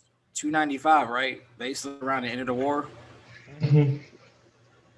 If he actually wanted to end the series earlier, guess what he would have did? And have the whole Shigaraki saving and this, that, and the other. And like, guess what he would have did earlier? He would have reworked everything, had a few more arcs, and then extended the war into the last period. And then he would have had Deku had another arc, had Deku fix his whole little scenario, and fix his whole thing and get all the quirks, and then use all those in the last battle, and then it'd be like, okay, now Deku has all the powers, and then they just put Shigaraki and them in jail, and they lose there. And then you had the whole Shigaraki redemption in jail, Dabi in jail or death, whatever, with him, with Endeavor and Shoto teaming up together, and this, that, and the other. But it would never, and then he would have had all the kids in the war actually be star players fighting instead of like backup support and last resorts. Like, I don't really see how y'all see it ending in like 100 chapters or like 50 chapters or whatever the fuck y'all see. Because like, what the hell? Yeah, niggas have this shit ending at around 400, bro. Some niggas say not over 450. Some niggas are really considering not over 450. How could you say that when we had chapter 321 and nothing has happened? No, they literally saying there are people that give this shit less than 100 chapters, bro. There are some people it's been straight character. That's what I think. I just be like, with a little bit of action, this character in a little bit of action. I don't have my phone at work because I put it in my locker, so I just be walking around doing my little job. I just ponder in my head how you can actually fathom that if you just kind of look at the series from like any goddamn angle, and just like, I just don't really comprehend, because like, bro, and even the whole Shigaraki redemption, all for one being the mastermind puppet. People have been treating shit like a fucking damsel in distress. Let me explain something. Bro, it is really pitiful how people is treating that man ever since the war. Bro, let me explain something to y'all. No respect. Let me explain something to y'all. First of all, Horikoshi would not host Shigaraki. Don't know how many of y'all know Horikoshi actually first manga and his one shot. Shigaraki, aka Tenko, was the first protagonist he ever actually fucking had for a series he wrote. It was a one shot back when he was like 16 or something like that. Mm-hmm. So he wouldn't have come back in the series after trial and error, put this much love into a series and his success and be this grateful and just hold the first MC he ever had in his life. Like, I don't understand how you get that. What the hell? I don't understand where that comes from. Also, on the note of All For One, winning Shigaraki's body, doing this and the other, you do realize Shigaraki shut the vestiges down after saying, "This is my body." Reread the war arc, because you all need a refresher. The vestige didn't come back until Shigaraki got fucking burnt to a crisp by Endeavor. And then he said, "Tamura, lend me your body." If you take away your emotions about what happened in the war, like even I do, I was twice died by fucking Spoonbill. If you take away your emotions and look at it from a logical, tactical standpoint, All For One did the best move they had now to get their world domination. Because if Shigaraki kept pressing forward throughout killing all the heroes like they did, his body would have kept breaking down like it did in fucking Tartarus. And if they call all the heroes and they know where Shigaraki and them at and they made all those forces, his body would have worn and tear. That's why he's resting right now. He's like, I'm glad you brought up Tartarus. I just wanted to say that the last thing Shigaraki said was, "Don't sleep on me." Yeah, exactly. That's like, bro, just give that man. He was fighting for his life. I'm not a pawn. Yeah, like, just give the man. Like, bro, he wasn't resting. All For One really looking out for his best interest. Do people think Shigaraki is like a side character? They think he a damsel. They swear to God, he a damsel in distress, bro. I can't wait till he come back, because they really like just wrote this nigga. Watch the switch up when he come back. People gonna start saying, "Oh, this is my main villain." No. When he comes back, bro, some people don't think he is. He's coming back. They think Deku finna go save Shigaraki from All For One, and they gonna just you save my soul. And it's like a lot of people think that Shiggy is done. They think that Hori fumbled and he's like he replaced him with fucking All For One. They're stupid. How could you think that when the last thing he said is "I'm not your pawn"? That's the last thing he said. Yeah. Oh yeah, see, you would think it would be obvious, but no. And this is more complicated than I think it is than I anticipated, I guess. This is why I question people's reading comprehension. Like, here's the thing. It's right there. The reason being is because of the fact that Shigaraki's body was taken over, and now it's still current. BG. What's that mean? Oh. BG, you cut out, BG. Shit, they got him. Oh, They got no. him. Oh no. They have the power now. I think he's kicked from the call. How the hell? He's muted. Oh, there he's muted. Oh, okay. All right. Well, I'll cop back off of BG. Oh, wait, we got a super chat. I'll handle that one since I don't know where the hell the boss is at. Hey, yo, I'm back. All right. Oh. All right, so let me real quick hit up this super chat. Wait, Deku and Shigaraki were being forced to rest? Horikoshi parallel again? Say it ain't so. Hey, man, listen, dog. Mm. Hey, listen. Hey, Poison Tree, you talking about tired of Shigaraki being spoon-fed by All For One? Listen, bro, he been spoon-fed since Camino, bro. Like, he been doing his own thing. He got an assist from his master who really did the smartest thing.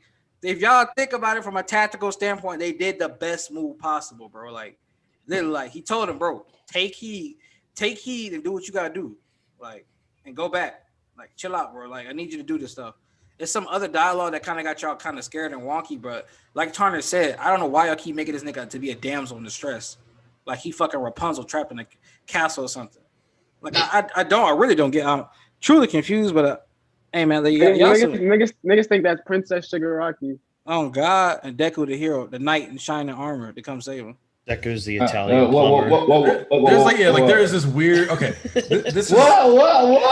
Hold on. This is always why I say that I really, really don't want All For One to have given Shigaraki decay, just because it would like help people kind of like just turn him into this damsel, and that would kind of defeat the whole point, and it wouldn't line up with All For One trying to teach him to have any forms of autonomy or thoughts in his head, like, and clearly. Like as much like, yeah, they were spoiled, but I don't think Shigaraki was still living with All For One. I'm pretty sure he had like his own apartment that All For One was paying. Yeah, we knew that. We seen that the entire time.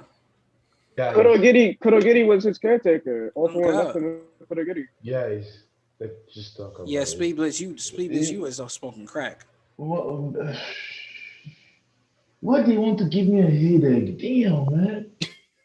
Last time I was talking online. And people you act like a post about which statement of My Hero Academia would make me look you like you're like a crazy person, and the person said that Shigaraki is just a victim, and I told her back in that Shigaraki is not a victim anymore. Maybe he was, but today he isn't. I really find.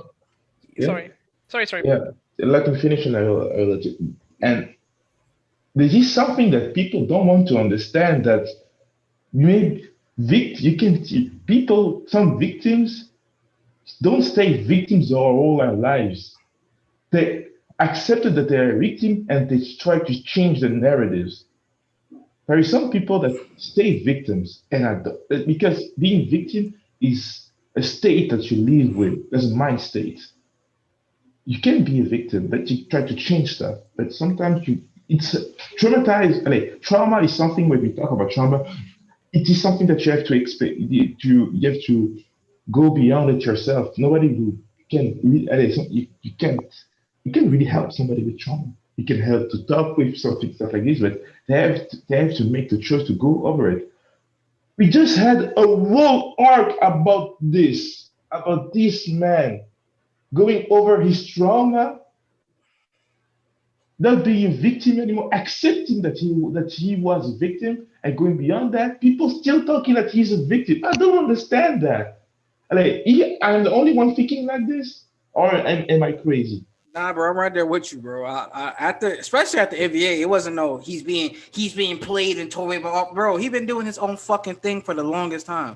He did that on his own. Yeah. Also, real quick, Mello came through. Thoughts on Deku's words? The old me is gone. That nigga doesn't have self-awareness, and that's all I'm gonna say about that. Yeah, I really found this. I don't know. I think for me, that was maybe a reason why when I read the next chapter, this Endeavor special chapter, it was very special for me because that was the old Deku, quote unquote, where we could see him the way he was before, like this naive-looking, smiley kid. It was a very jarring contrast for me. Mm-hmm. Facts. The Deku that look up to the future full of hope. You know what I mean? And here we get the guy who just reminds himself that no, life sucks. He's a war Life. veteran now. They can't be children no more. All of them. Bruh. Just you can don't say that this story is not deep. I saw. Oh damn. It's sad. It's sad when people say that My Hero Academia is not deep. Nah, man. Hold on. I'm about to address two folks real quick. Nah, man. Nah, first of all, I ain't trying to hear Alves. Too late. You already dug your grave. I ain't trying to hear no excuses no more. Poison Tree is up first. You talking about I just need him to stop relying on all for one Poison Tree. Chicago start all for one. And when he wakes up, I want him to defeat or kill, or better yet, kill. First of all, we already know he ain't no defeat. He killing that nigga, first of all, because that nigga about to go. Second of all, he has not relied on this nigga ever since Camino. Yep. He got an assist during the war, but he didn't have much of a choice because he just had his body burnt to a crisp and died. That was out of his control. He didn't. That's literally out of his control. He's like, limit your body. He didn't say, "Master, help me take over my body." No, he was like, say that. All for one was like, limit your body, and it's like the best move he had, and he even really like do it like, here, Master, please take over, have control. Even then, even in the Vested world, he was like, hey man, sit your ass down. This is my turn, my show. You stay back there. Yes, that's the thing about it. How can you not understand that? That 0 for 1 just want to be the daddy longer. But Shigaraki said, no, Dad, I can fly on my own. I can do on my own. Yeah, I'm like, all right, bro, you bugging. Now, I've asked, it's too late now. I'll read your second point, but your first point talk about I can see it in the 100 chapters or so. That's hell no. At that point, because it's still stuff you have to do. It's still plot lines you have to take care of, which would be following, as we know for a fact, whatever happened. Listen, y'all can argue Endeavor dying or cripple. 1 to 2 happen. I don't really care. It's a goddamn fact. All my off 1 dying. That ain't no ifs, ands, or buts. That's not a discussion to be had. Them niggas getting out the paint. You still got those actions. All my is set in stone. In universe, he's going to die. And you know, all for one going out the paint too. So they going together. And the only person to do that is Shigaraki, who still has to wake up. And then Endeavor has to do the whole Dobby thing. Then they still have to get league members back. Still have to. Then they still have to round up. We have no information on Toga. Yeah. Then Coach already said Compress comes back. Then you have to round up the remaining advisors for the PLF and do stuff with Redestro on them. And then the other villains in Chaos. Makia. Then you have to get all the foreign heroes, and then that has to be a battle.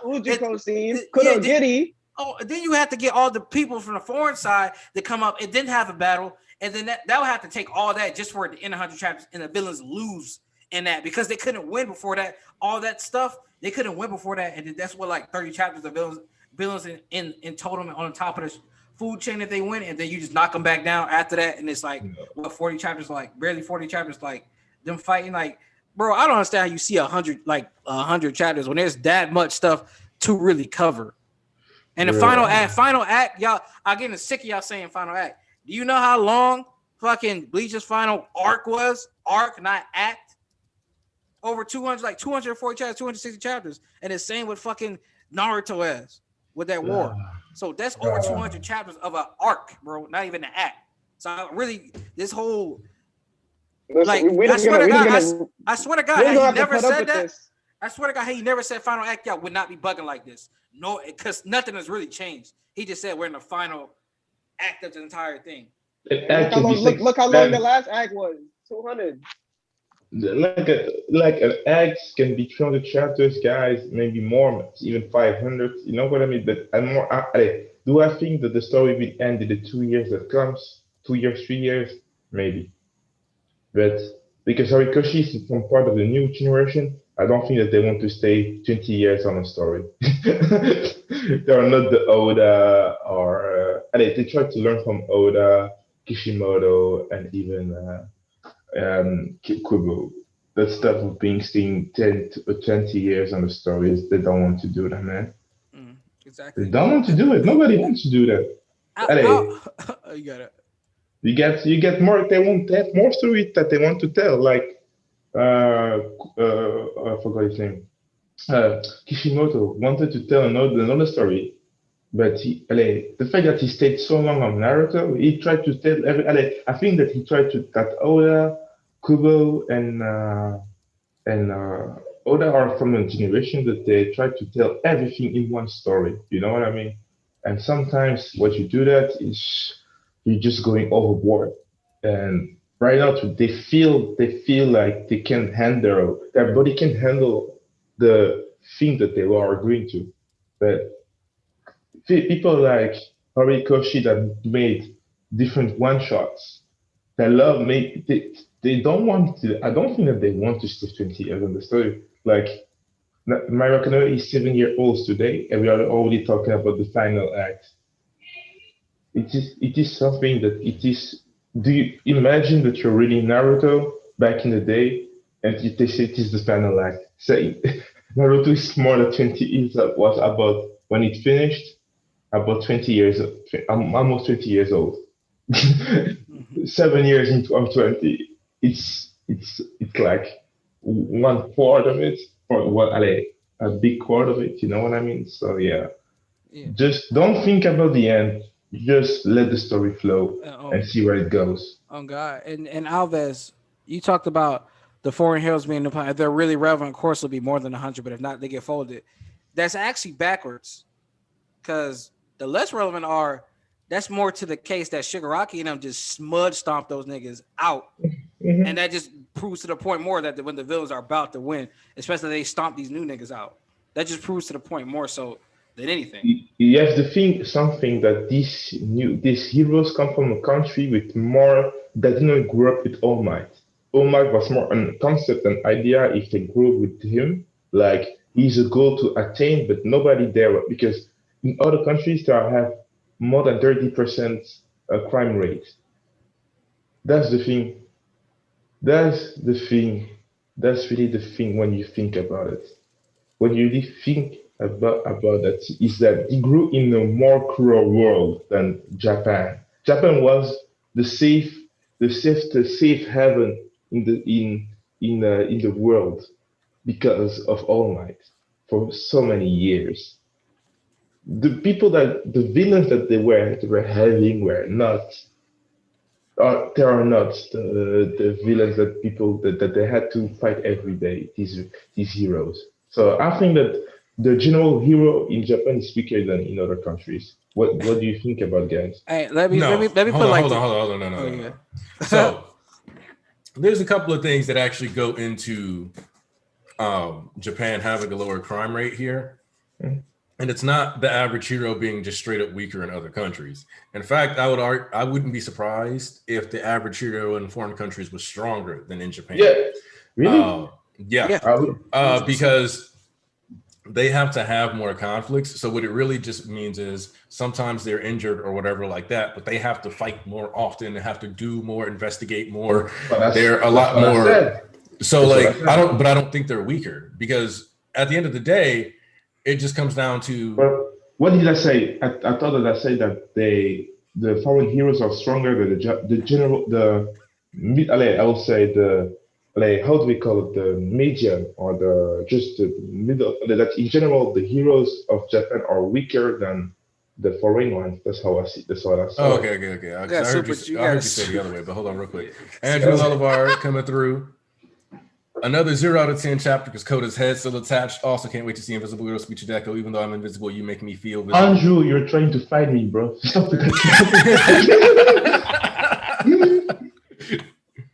Very correct. The chapter could have been a 10 out of 10. Stop, BG. Stop coming people being. Coda was dead. This would have been a 10 out of 10. Spitting. Like if he just would have accidentally got hit with a cluster shot and melted, perfect. No. If when Deku used that Fajin, he just created a hole in his chest, would have been perfect. Americans have really problems sometimes. I don't understand. I told you, Ponzo, them niggas want blood. But back to the conversation, Aniki. Yeah, no, I'm back. No, so like for me though, I think that if we get these extra heroes pulling up, if Shigaraki decides to beat these heroes, what that really does is mean it definitely becomes a global conflict now. Yep. Like it can't stay in Japan with him already creating these power vacuums. Yep. Because they'll have to fix the problems that were caused by Japanese villain going wild. Yeah. And it will explain why for once in the story why Japan is so important in the story. Most of the time, most of the story is true to put Japan in the center of stuff, but you don't understand why because it's just how the story goes. But now it will explain. If something like this happens, it will explain why because they get the biggest villain. Allez, they get one of the most dangerous villain that killed like top heroes from other countries. So it will explain. I mean, it kind of the reason why Japan is the most important is just because this is a Japanese manga. Well, that's most why. of the motherfuckers kind of just take place in Japan. And people are like, well, what about why did this happen here and didn't happen there? I'm like, okay, I kind of realize it's kind of in Japan. I understand, but I just want to point out Japan. The real irony to this is that everyone who writes their story usually starts off in their country. Because they know their country, right? Yeah. like if you live in Mexico and you grew up in like a small town in Mexico, or you grew up in the suburbs of Mexico and you became an author, your superheroes and your story is probably going to be centered around Mexico. Yes. Oh, because that's like it's just how it works. Most about that place. Like people don't ask why United States stories take place in the United States. We just accept it. Like nobody be like, why Batman in New York? Why Spider-Man in New York? Why because they big cities from American colony. What I find funny is that when American stories don't play in the States, they are still somehow about the States. Yes. Right? It's like it sounds like a spy from the US going somewhere else. It's like still American. But in European movies, it's always about Americans fucking the shit up. So that's you have to go back. But you know what? Speaking of Americans, let me make this reference. Some of y'all won't get it because you're not from America, so sorry. But essentially, what's going on right now, the exposing of the Japanese heroes and how soft they are. It goes like this: they took a bunch of white kids from like Ohio. They put a bunch of white suburban kids from Ohio, and they placed them in the streets of Compton. That's basically what happened in Japan right now. Dog, they took white suburban kids, middle class to high class kids from Ohio that never had a struggle in their life. From Ohio, it's peaceful, safe, low crime rate, whatever have you, or if not Ohio, but Wyoming, whatever peaceful state, right? From up north, and they just placed them in the streets of Compton. And if you don't know what the streets of Compton, let's just say I'm using that as a reference to showcase what Japan look like right now. Yeah. That should give you an idea. Mm-hmm. Also, what up, Nader?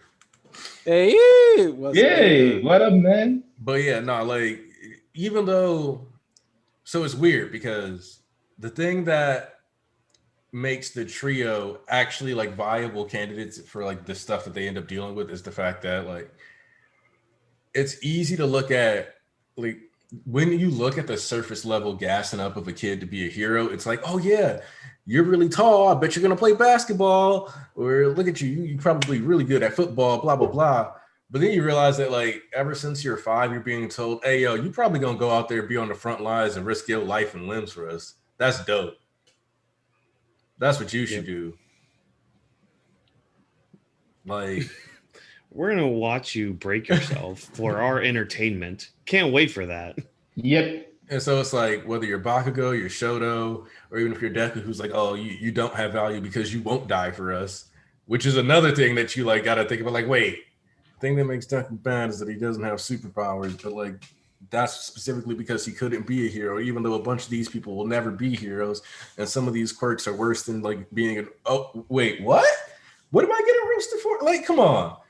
Like, again, dude who pulls eyes 3 feet out of his head should not be talking any shit about Deku. You really don't have a quirk, dude. You just have loose eyeballs. I wish that nigga would talk to me like that. You just have loose eyeballs, my nigga. I'll like, poke your ass. I'll poke your ass to your eyeballs. I wish that nigga would. That's so weird for me because the thing is, it's not just it's a quirk, but it's like a useless quirk, but it's also like a disfiguring quirk.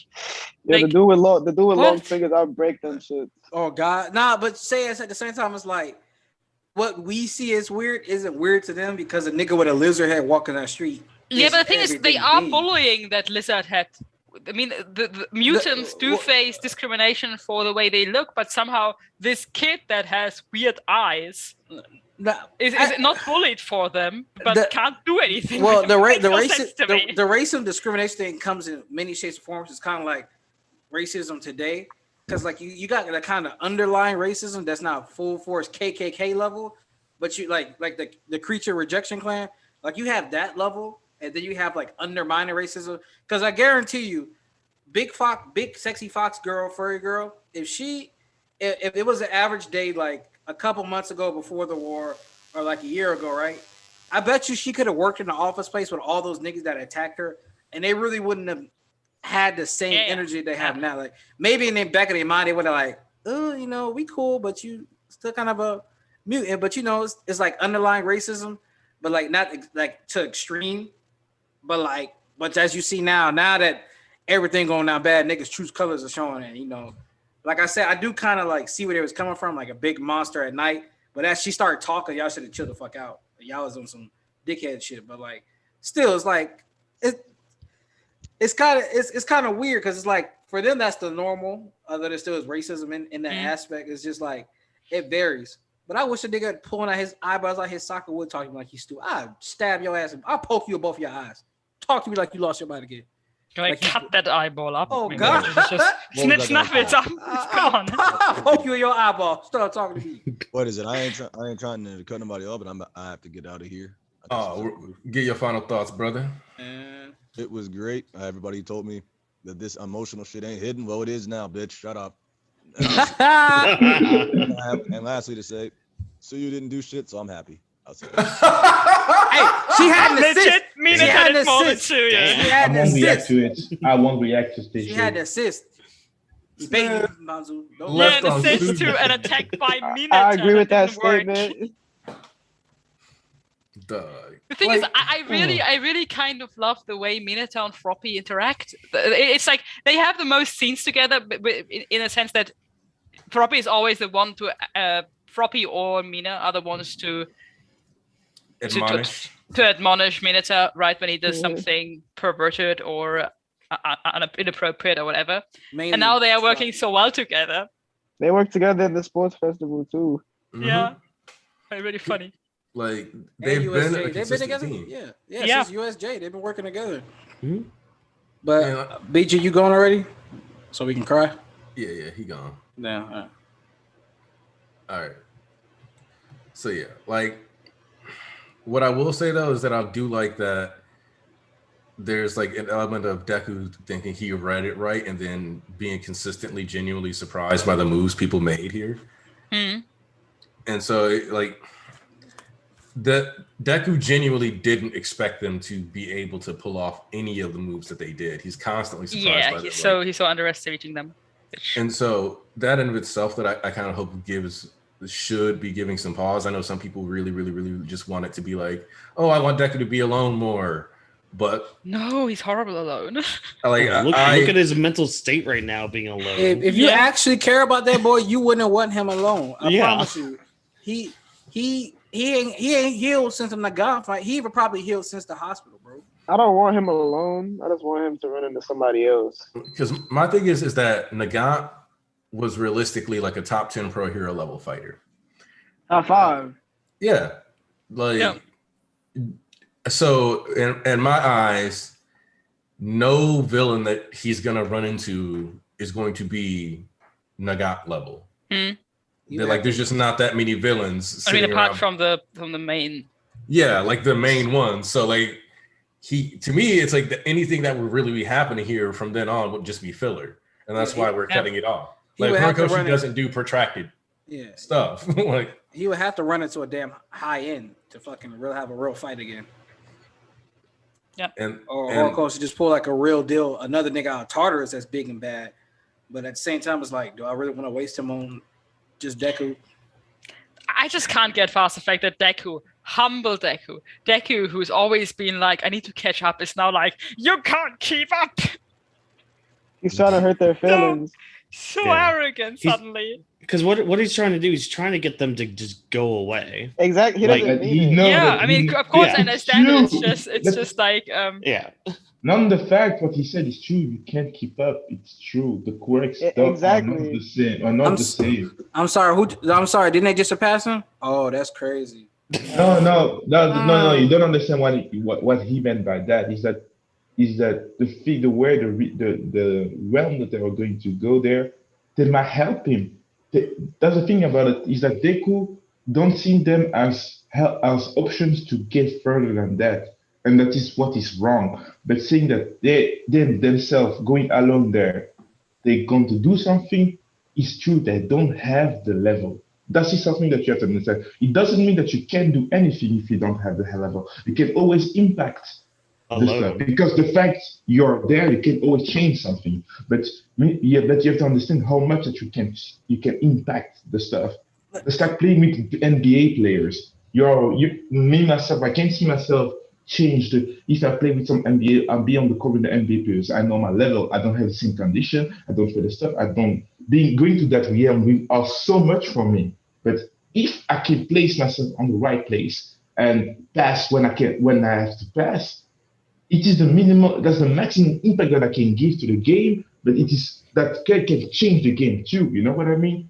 And it is something that Deku has to see too. But he doesn't see he just see one option. The fact that you don't have the level that you're being there might do nothing, and most of the chance will do nothing. But you have to know your weapons and use it the right way.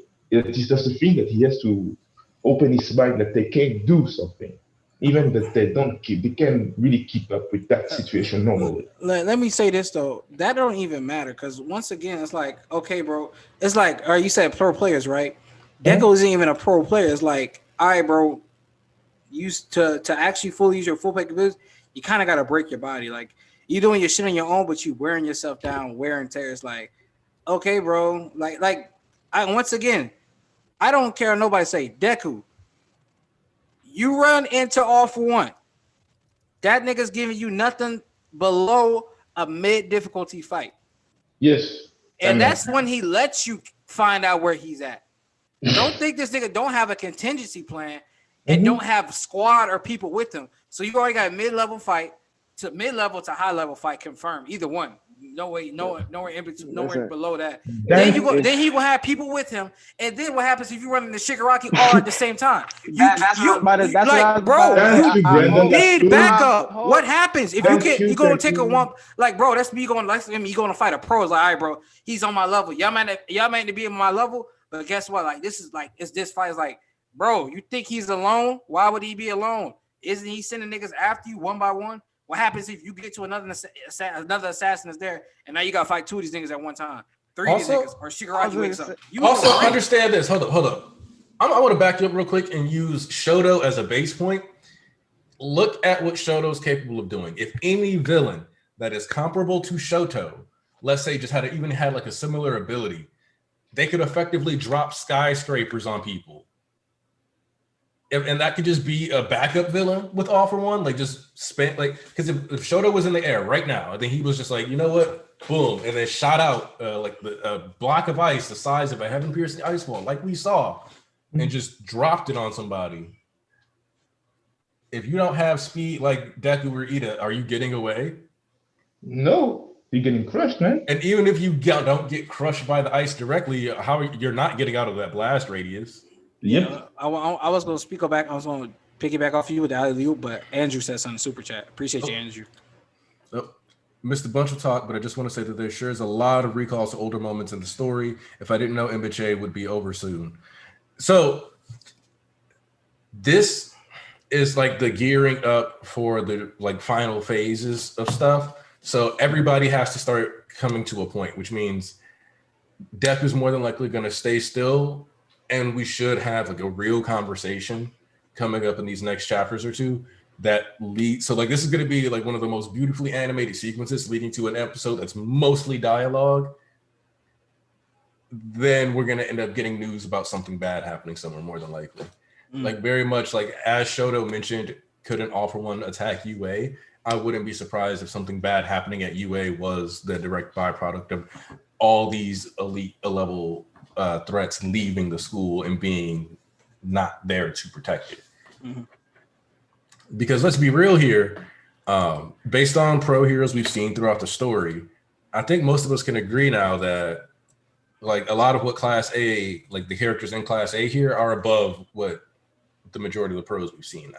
Yeah, by far. That's what Midnight said. Midnight said they got better quirks. That's just it. more, and they're more efficient. They still got that skill. But with Dripper, we can't answer that question. We're not even gonna talk about the anime. I'm damn sure not gonna waste a little bit of time we got left for that. Yeah, I'm tired of talking about it is what it is at this point. It don't even matter. No, we could do. It is what it is. Let's just see how the quality is. All I'm gonna say is there's a reason that nigga deleted them tweets talking about NBA. The piggyback on, the piggyback on Anki was saying before is like, yeah, bro. Imagine you got somebody. I know for a fact some of the niggas on Tartarus are on Shoto's level. Like, as far as capability wise goes and knocking buildings down, like, I'm pretty sure his nigga stronger than Muscular in there or on Muscular level. Muscular might got one shot, but don't forget his quirk wasn't even basically working when he did get one shotted when he was fighting. It already got nullified by shit. Right. So let's not get it caught up like Deco's just that OD. He got one shot. The thing is that niggas don't be reading because Deku said that. Yeah, so it's like that's just false hype at that point. It's still a hype moment. But let's not get it twisted. He had help. He had 45, and he said he had help. Yeah, he had used 45% on a basic human, basically like just a mutant human, but he used 45% on a human, like full bare contact skin, because the nigga quirk wasn't working. So otherwise, that nigga with that fight would have went way different and a lot more struggle, especially before Fajin and all that. Remember, so it would have been a lot more different if Musk was at full strength. Because even before he jumped to the building and attacked that nigga, he couldn't jump all the way up, and Deku even made notice of that. So that shit really worked instantly on his body. Still would have won against Muscular, but it would he still would have won, but it'd been a higher difference. That's my point. I think that fight would have been the reveal of Fajin instead of the God fight. Exactly. So, but that's my thing though. If you got off one who's either mid tier to high tier, and then you got something like Muscular, and let's just say Dictator was with off one, Deku couldn't even fucking take out all the civilians because he didn't have a plan. He was getting overrun. And it was like, he was so used to fighting strong people that he didn't even know how to exactly. So imagine if he fighting off one, give him a hard time. He was like, he's Gumadora. He talking shit, getting inside this nigga head. He know all the quirks the nigga already gonna have. And then he's like, and then you got Dictator over there making civilians do evil shit and fight each other and kill each other. Cause you know this nigga don't give a fuck. It's like, Deku, think about having some backup. Like, you swear to God, it's like. You swear to God, off one the only villain, bro. Like, bro, you like, and that's the other thing is like Deku is assuming that he's taking on All For One, the Shigaraki, and the League of Villains, which means that's still a lot of people by itself. I was about to say that. That's still like he wants to fight Dabi too. Like, yeah, I was just about to bring up Dabi because Dabi knocked him unconscious. He wants to handle that for Shoto. It's like Dabi knocked him unconscious while being hundreds of feet in the air. Just by powering up more, like nigga. And you seen that one shot of the special issue for like the movie, real quick. Like Dabi could have just did that shit, and Deku not just like blasting through Dabi's god tier Celsius. Like y'all know the degrees. That shit burnt that carbon fiber cable. And do you know how hot you got to be to burn that shit, bro? Oh no, Squid and I did that discussion. That's 4,000 I think it was 4,000 degrees Celsius to flash boil carbon fiber. And he did it in seconds, dog. And just standing on that shit. Which would also mean that like he was the temperature of a dying star. I love all this Dabi hype now. Like you got so like objectively he creates star level heat. His flames have always been stronger than Endeavor's. Always. Ever since on panel, always Toya's flames are hotter than mine, always. And we finally that was before the y'all still downplayed Dabi, and we finally seen that heat. Like, nah, it's okay, bro. When that moment comes, ain't gonna be undeniable. Nothing take it back. Nothing. I just want to say this real quick because we didn't really talk about these niggas earlier because they don't matter. Like I'm about to say, but like the pros really ain't shit. Like Endeavor was like. No. Yeah, Endeavor was like, leave it to the kids. Like, Haltz was like, shouldn't Genis grab him? Like, Genis could stop Deku by himself. Here we go. Here he go with the Deku legend again. Here he go. He will wait to put that shit down. Endeavor was talking about because he knew the kids need to do this shit rather than their adults. Yeah, they don't have no connection. This is more for the kids, like doing this. Not we need to bring Deku in. No, these kids need to just hash it out.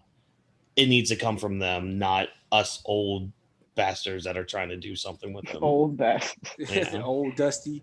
That's why I was about to say. That's why I have no hope for this man in the future because he's letting other people do stuff now. He's getting used to people being without him. Endeavor's like, let them handle it. That's why I said him and Shoto finna come together after this whole thing, and they gonna start moving. Him and forward. Soto are on the same level right now. They want to do the same things. They're hard in the same place. Yeah, that's what I said. They're gonna come together after this, and they're gonna start making. Because the final because he already has final conversation. So Soto still has to forgive him. I know a lot of people aren't gonna like that, but that still has to come back into the story. Do we care what they care about? No. I mean, you might. I don't give a fuck what these niggas got. I don't care neither. I'm just saying that still has to happen, and I'm waiting for it because I'm gonna cry when that chapter comes out. When he forgives him in any way, shape, or form. Well, when he dies, when anything goes down with that family, this is pain. Speaking of that, I'm gonna talk about. That's the only thing I'm bringing from the anime. Fuyumi lied, but it's okay. We still love her. What you mean? Shoto and Natsuo were so close. I mean, Dabi and Toya and Natsuo were so close. They used to play together all the time. Yeah. That was a bald-faced lie. I mean, maybe she doesn't remember it, right? Exactly. I was about to say, maybe she don't remember like the full thing because he was a child and your memory gets skewed and you wanted the whole happy family thing. So I understand. And if she probably thinking about before shit got down real bad. What the hell happened? Hold up. Hold up. What the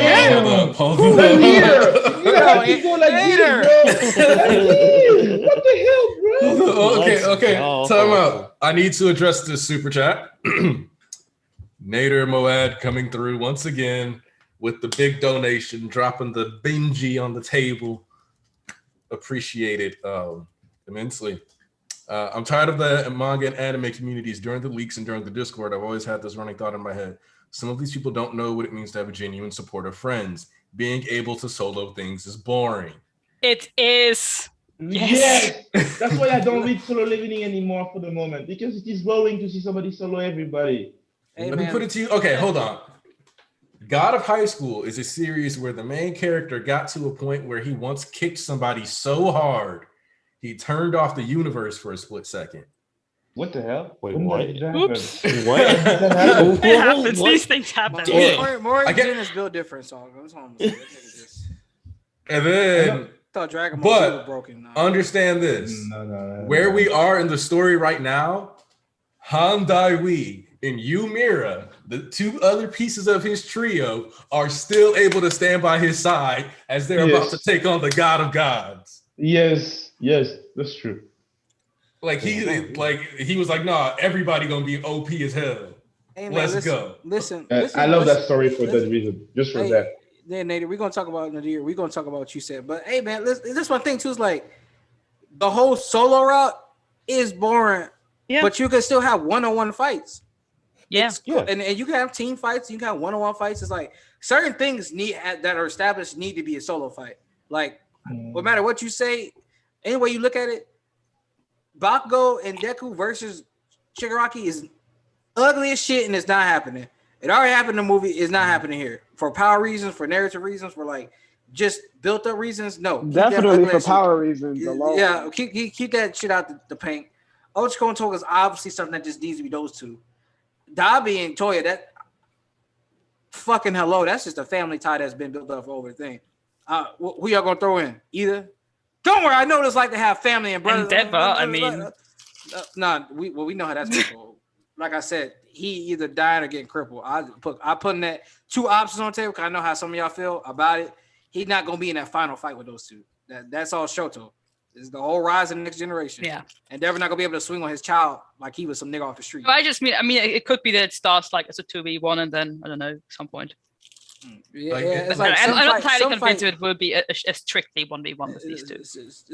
Some fights that just need it, but even in that case, that's those two together as a family. That's a whole family dynamic. So even in that's okay because that's literally a family, like brother, father, two brother, father thing. Like you know how that whole dynamic went down. Mm-hmm. Certain things just need to be a 1v1 fight, and other things could be team battles, and that's okay. But like that whole one nigga running through everybody gimmick.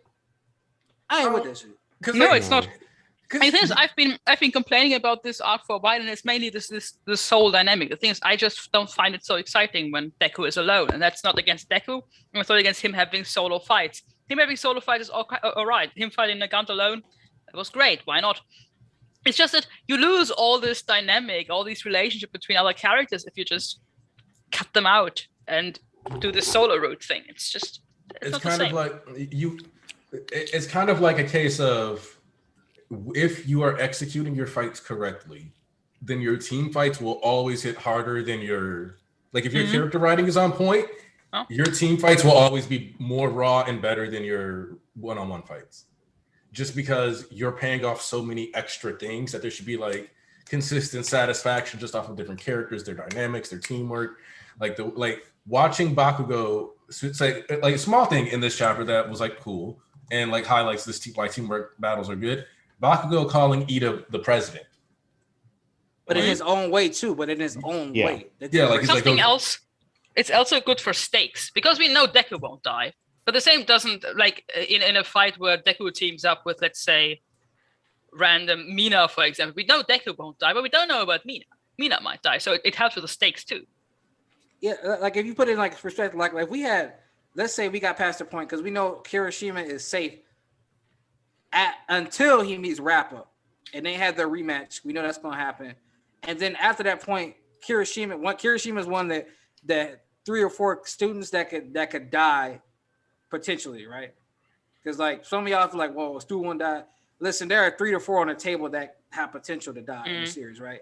In the series, not right now. Right now, it's wild card could still happen, but like by the end of the series, Tansuke, no Tansuke, whatever have you, there are 3 to 4 characters that for the main students that could die and it still hit emotional impact, and it's been set up enough where they had enough character moments for like, damn, this hits or what have you. So it's like, all right, like you said, so it's like an example, like Aniki and back on Aniki says, Fat Gum and Kirishima. That dynamic versus Rappa and whole ass Tengen, I think his name was Okage, I think. Yeah. Whatever. Like that, well, that nigga broke bum anyway. Rappa out, he to go. But yeah, it's just like a fight like that. It's like, well, if you had a fight like that now or in the series, we don't know who's really gonna take the cake. And even the heroes do take the cake. Who says he doesn't die after the fact or whatever have you? It's just like, but that fight has so much energy and a good dynamic in the back and forth of I got this and that. It was just such a good way to write that shit. It just hits. And the way Horikoshi constantly does it in this series, around about how they take out more powerful villains or how they come up with team tactics to subdue fodder or just things of that nature, is always so creative. That takes a lot more skill than just making 2 niggas fight and using the three moves they got to outdo each other. But you taking all these characters and their mindsets and their quirks matched up with other people and you blend it to make cognitive and really cool like ways of taking people out. That's really fucking good writing from there. Just in general, be able to do that. So even going forward, we all know it's going to be a hella team battles going forward. He already established that.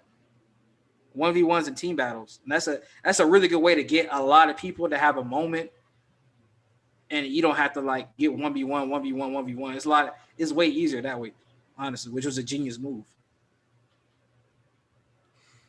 Oh, by the way, small other thing that I really, really liked about this teamwork thing. This was actually very much like how you would do a rocket launch. Oh God, I was thinking about that. So, because it's like because I don't know if you guys have ever, like any of you watching the stream have ever actually like watched how rocket launches are done. But like as you get higher and higher, I didn't even read the Dr. Stone chapter yet this week. Did they go through the sequences? There is no chapter. Oh shit.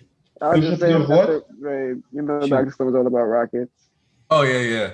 So yeah, like these different phases of thrusters or boosters to make sure you get to the final like level of the stratosphere with the lightest load possible. So watching them like do this through phases is just like fun, especially knowing that Hori's like a little science nerd, where it's like we get to the Shoto phase, boom, that's one explosion. Decrease the amount of people, let them go weightless, get to the Bakugo explosion, increase the momentum further, let Bakugo let go so that there's even less drag, which is why you can see the extra wind behind. Very squeeze when we need him. And then that nigga's supposed to be here activate soon. the booster. So I really find it funny that in this case they are using Shoto's explosion, and we've never seen him use the explosion that way. Like if they've used this freeze heat wave explosion the same way Bakugo uses explosion for propeller, he never does that before. Yeah, I thought it was very cool. That's because he really never had to, because like Bakugo had that moment where he had to speed blitz clear as day to get to Deku and do it in that moment, and then again with Genius. But when Shoto popped out, all he had to use was his ice, because him taking on Shigaraki head on wouldn't have worked. And then when, you know, any other moment he was fighting, he was already crippled because of his goddamn brother shit. Yeah, no. I thought it was really cool how he used the explosion he can create, which is a massive explosion, the same way Bakugo uses his. Yeah, I'm just saying. I just can't imagine how annoyed Bakugo is at Shoto essentially doing his moves now. Well, that's one of the things that's kind of funny, though, is that if you remember when you go back to like the Endeavor Agency, because like I'm pretty sure that's exactly what you're thinking of, is like him being like, "You're gonna rip off my explosion, go ahead, do it." So like I think at this point though, now like as we've seen with like the changes in their dynamics, he'd be like, "Ah, the nerd can do my move right." Like he's like, "Yeah, whatever, loser. Finally, you're on my level in that one thing." Still not as good as me, but it was bad. Poison Tree. He asked, was it Ida or Bakugo who came up with the strategy? And I kind of doubt that was Momo, but it makes sense if it was. I think it was her. Bakugo. I think it was a bit of everybody too. I don't think it was solely Bakugo. I think Ida. And I Bakugo think it was. tied. I think it was Ida, because Ida. It looks like the same thing from Kamino. It's probably Ida and Shoto. I say it was. I say it was Ida and Bakugo, because Ida also did say now, Ochiko, and then plus Ida came in. Yeah. He was like, we already know what you was gonna be about anyway, nigga. Like, and Momo probably hit the assist. I'm pretty sure the first half of everything was Momo's plan. See, they had two. They had two plans. I think the first plan was Momo's thing, because that was gonna put him to sleep. That was gonna be instant KO, and then now this was the second plan. See, my thing is the reason why I think it was likely the Bakugo plan was because, well, I guess it could work out where Bakugo was the one who hunted him down. Ida came up with the plan and Momo each came up with plans for after they found him. I'm just saying it's strictly for the Kamino parallel that it looks exactly like what Deku did, and Ida was there for that. So I guess because it is the same ramp, but like you know what? Good segue. Since we are on the topic of people and plans and getting screen time and stuff like that, I forgot who said something earlier, but I think y'all said niggas on Twitter was once again crying. What, that Kirishima nigga? They said Kirishima. I know y'all ain't talk about Hakagure. I'm just gonna pretend I ain't see you say Toru. I know niggas was complaining about that. But as far as Ayoma, he has plenty of little moments. He even did a little stuff in the war, but you kind of still had to have some people taking care of Dictator and shit. It's not like everybody could get a moment. You still don't know if Ayoma shows up and says something to Deku too. As far as Kirishima go, if y'all don't sit y'all crybaby ass down. Like, he didn't just have one of the biggest moments in the war out of all the fucking kids. I swear to God, y'all some insatiable, hungry, greedy ass people. He really wouldn't have added anything to the fight last exactly. Time. Like, he wouldn't have added nothing. I swear to God, this whole thing, everybody that did this shit was all based off logic. The only part I could have squeezed him into was when Kaminari hugged Deku. He could have been with him. That's the only part I could squeeze him into. And even in that kind of would have break the flow, because then that would have had to be a whole nother page for Kirishima, because Deku wasn't going to bust right through him and make him look chump change. He would have had to have a few seconds to hold him back, and then he would be like, all right, they have his words, and then Deku just I'm just saying, if people really wanted him, that's the only place I can see it. Exactly. It's like, I swear to God, they always complaining, but y'all wouldn't have known where to put him, and y'all wouldn't have had the time to do it either. Always talking that big wig shit, but y'all never really about it. But yeah, it's like, bro, he literally just had one of the biggest moments in the fucking war. Nigga bursted through the fire faster than anyone. He gave Maki that sleep gas. Oh God, he did that. Bust through the fire faster than anyone. Red Riot. Nobody will bleed, and ain't none of them students bleed. But oh my God, bro, climbing on this nigga with his claws out, digging this nigga's skin. He like another. Just point out that like the holes were still in Makia's arms when he pulled up to Shigaraki. Oh, see? Like he genuinely he was in there, son. Like, he can't feel pain. He can't feel pain. That don't mean it's not happening. Exactly. Yeah. Like they can still launch a catapult and put Red Riot and burst through that nigga's stomach. which they're gonna need to do because he another nigga you can't just take to jail, and it ain't gonna be that easy. Like homeboy said, you need to nuke that nigga. Like the other thing is just they're like we said, Kirishima didn't really have a space in this sequence. Like if Deku was like trying to beat their asses, he would have had space in the sequence because then he would have like blocked some blows. Yeah, but we need the fastest people with the most restraining capabilities. Like this whole thing was a subdual mission. Like even Jiro was used to redirect him. Sero grabbed up the black whip. Like everybody who was up there did something. Ojiro grabbed him. Even though I know y'all hate that nigga Sato, he was the one that captured Jiro back up. Yeah, he made sure they didn't bust their ass. Yeah, and he had Tokoyami was already carrying. He couldn't do everything. Yeah. As per usual, but yeah, again, you know. Always big meaty claws. What did you say, old man? What was that? SpongeBob's so fucking funny, dog. But because this whole thing was a giant corral. Like I would even argue that their whole goal was to make Deku go in the air. Exactly. I got one thing though to say. Whoever's the leader of the White Sedan, you left your lights on. That's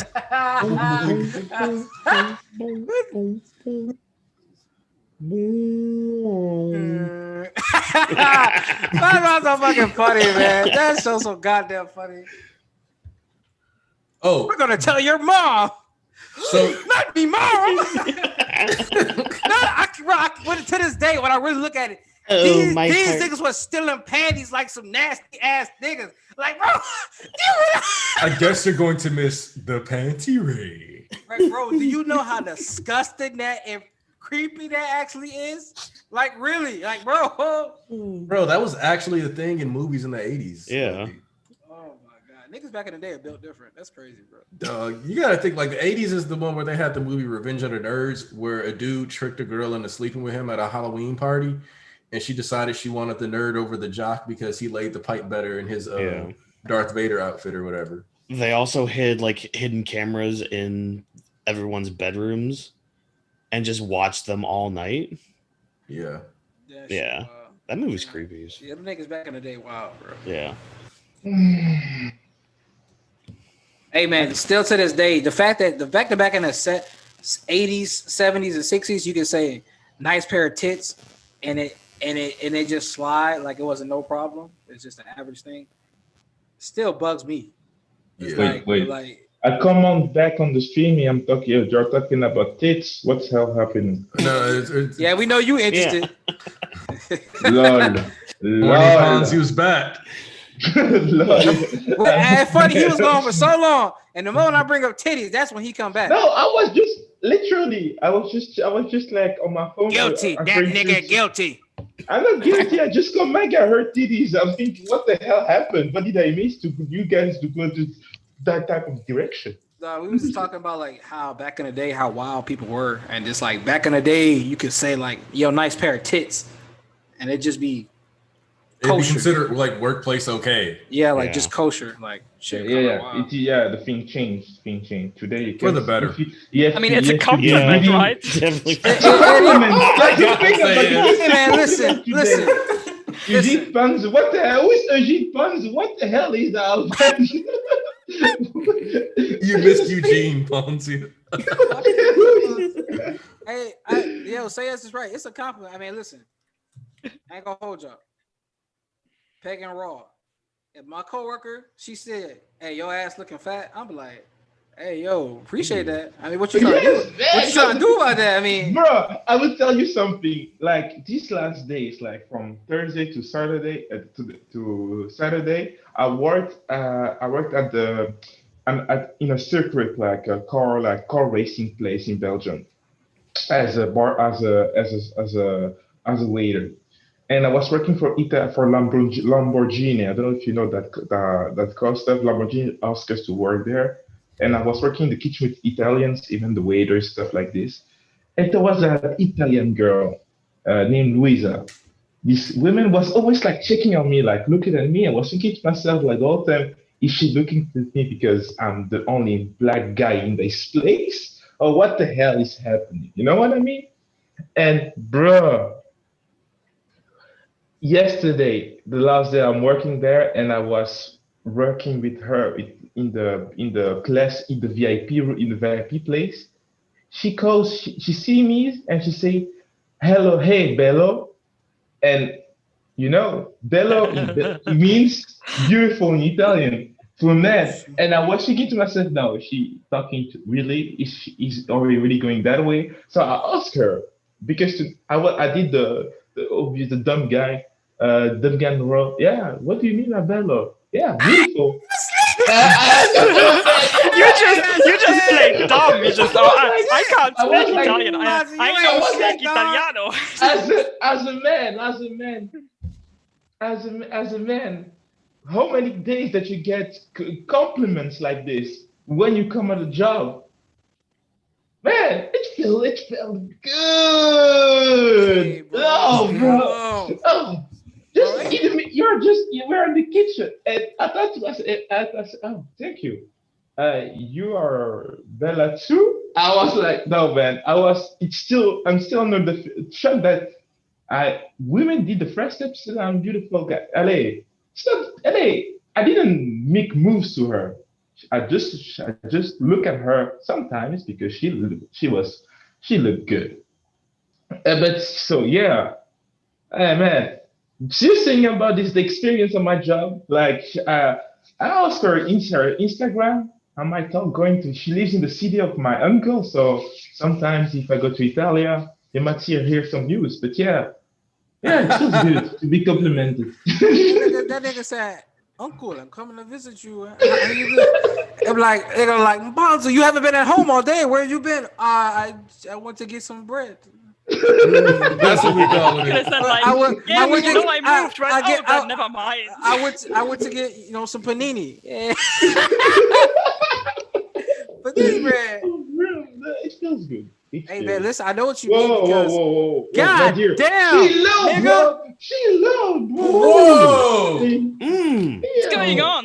I ain't even gonna say You're what I'm on about the to say. bank. I'm about to write. I'm Well, there goes scared. Rent. Got it, bro. Daddy woke up today and said, I'm going to Nader choose coming violence. through again. Hold on. Here. All right.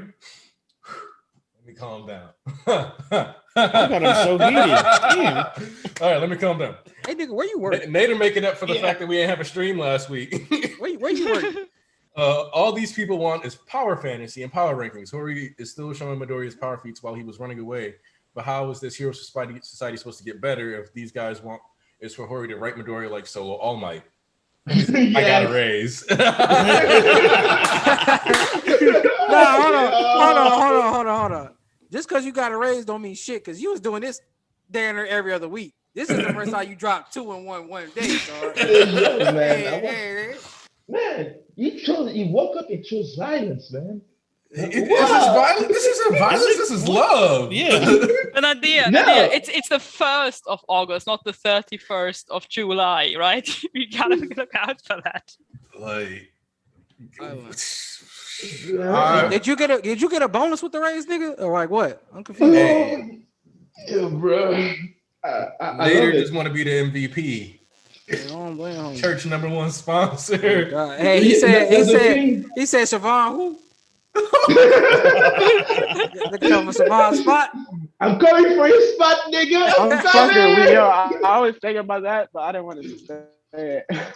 Like, I don't even know what to say. Like, I really appreciate that shit. Like, damn. Yeah, man. I'm appreciating it. When I said he chose violence, it is like for the bank account, bro. Let's see what's happening. You know, every 100 euros, like boom, boom, boom. When you got it like that. Oh man, we get just that here. Thank you for the love, bro. Really. Who's your favorite character? Yeah, go ahead, say that. I'll give him a video. I'll try to make sure to get you a video. Oh, man, bro, literally. And I'm gonna ask my artist to draw it for you, bro. Now I know the price for Aniki to make a video. $200. Oh God. Aniki expect 300 in your bank account by the end of this stream. I choose love and support. Not here. I choose that too. So I'm a pacifist. You know, I never harm a fly. So I do because then super annoying. Except for that fly talking to me sideways. I squash that nigga. So But here, what I'm I really like God excited for protects you, bro. is you realize Victoria. we had it's the team up, the big three. Oh my Midori. Nah, I need another spread. I need another spread now that's like team up, class A and the pro heroes. Hey man, listen. Double spread this time, not a single team. Nah, listen, Yeah. it's gonna be just like the one. Miriam, like, Miriam too. Get Miriam in on this action. bro. Yeah, I need the big three in the Nah, background. bro, can you imagine when the foreign heroes pull up on that gang shit with all their designs? I tell y'all right now, when the motherfucker it's gonna be just like the doubles. It's gonna be like just like the one for the war, and it's gonna be also gonna be like I feel like it's gonna be like the class 1A one gonna be like the one after MV, like right at the final chapters of NVA. Well, like there's like these are the new commanders and shit, and niggas all pulled out on stage. Oh, that was such a great chapter. Or the one where they pulled up and read Destro, and they was all talking they different types of shit. You dare clone your leader and think he's gonna die? Yo. Don't worry, you are clones. If you die, it doesn't matter. The real you is still out there. Like that was kind of like one of the hardest flexes from Shiggy. What's funny is if you think about it, the Shigaraki clone is the only one that technically survived that fight on its own. Yeah, he got blown out the window. Exactly. The craziest part was like when he was like, when I was hanging out the window. It's so weird talking about yourself in like a third person and the other version of you actually. That shit was lit. That shit nigga was like, hey yo, twice. I locked eyes with him. Yeah, I locked eyes with him. He's going so straight. I just knew. I knew. Hey, that's what I do. Nigga said tap. Boom! That shit dropped. I said, oh my god. Dog said, I saw myself and chose violence. He said, yo, me and him look at each other. He seen me dangling. He knew what was up. He was the kid in the building. Bro, can you imagine know yourself that well? Like that it's just like, hey, listen, I know what I'm about to do. Go ahead and get like, can you, like that's damn near like telepathy. He was like, hey, yo, twice. Cause he like the real Shiggy do when he's about to tap that bitch and that the clone Shiggy was gonna tell them, hey, yo, protect Garen up in this bitch. Like he knew that like if real Jin wasn't in there, it's over. Yes.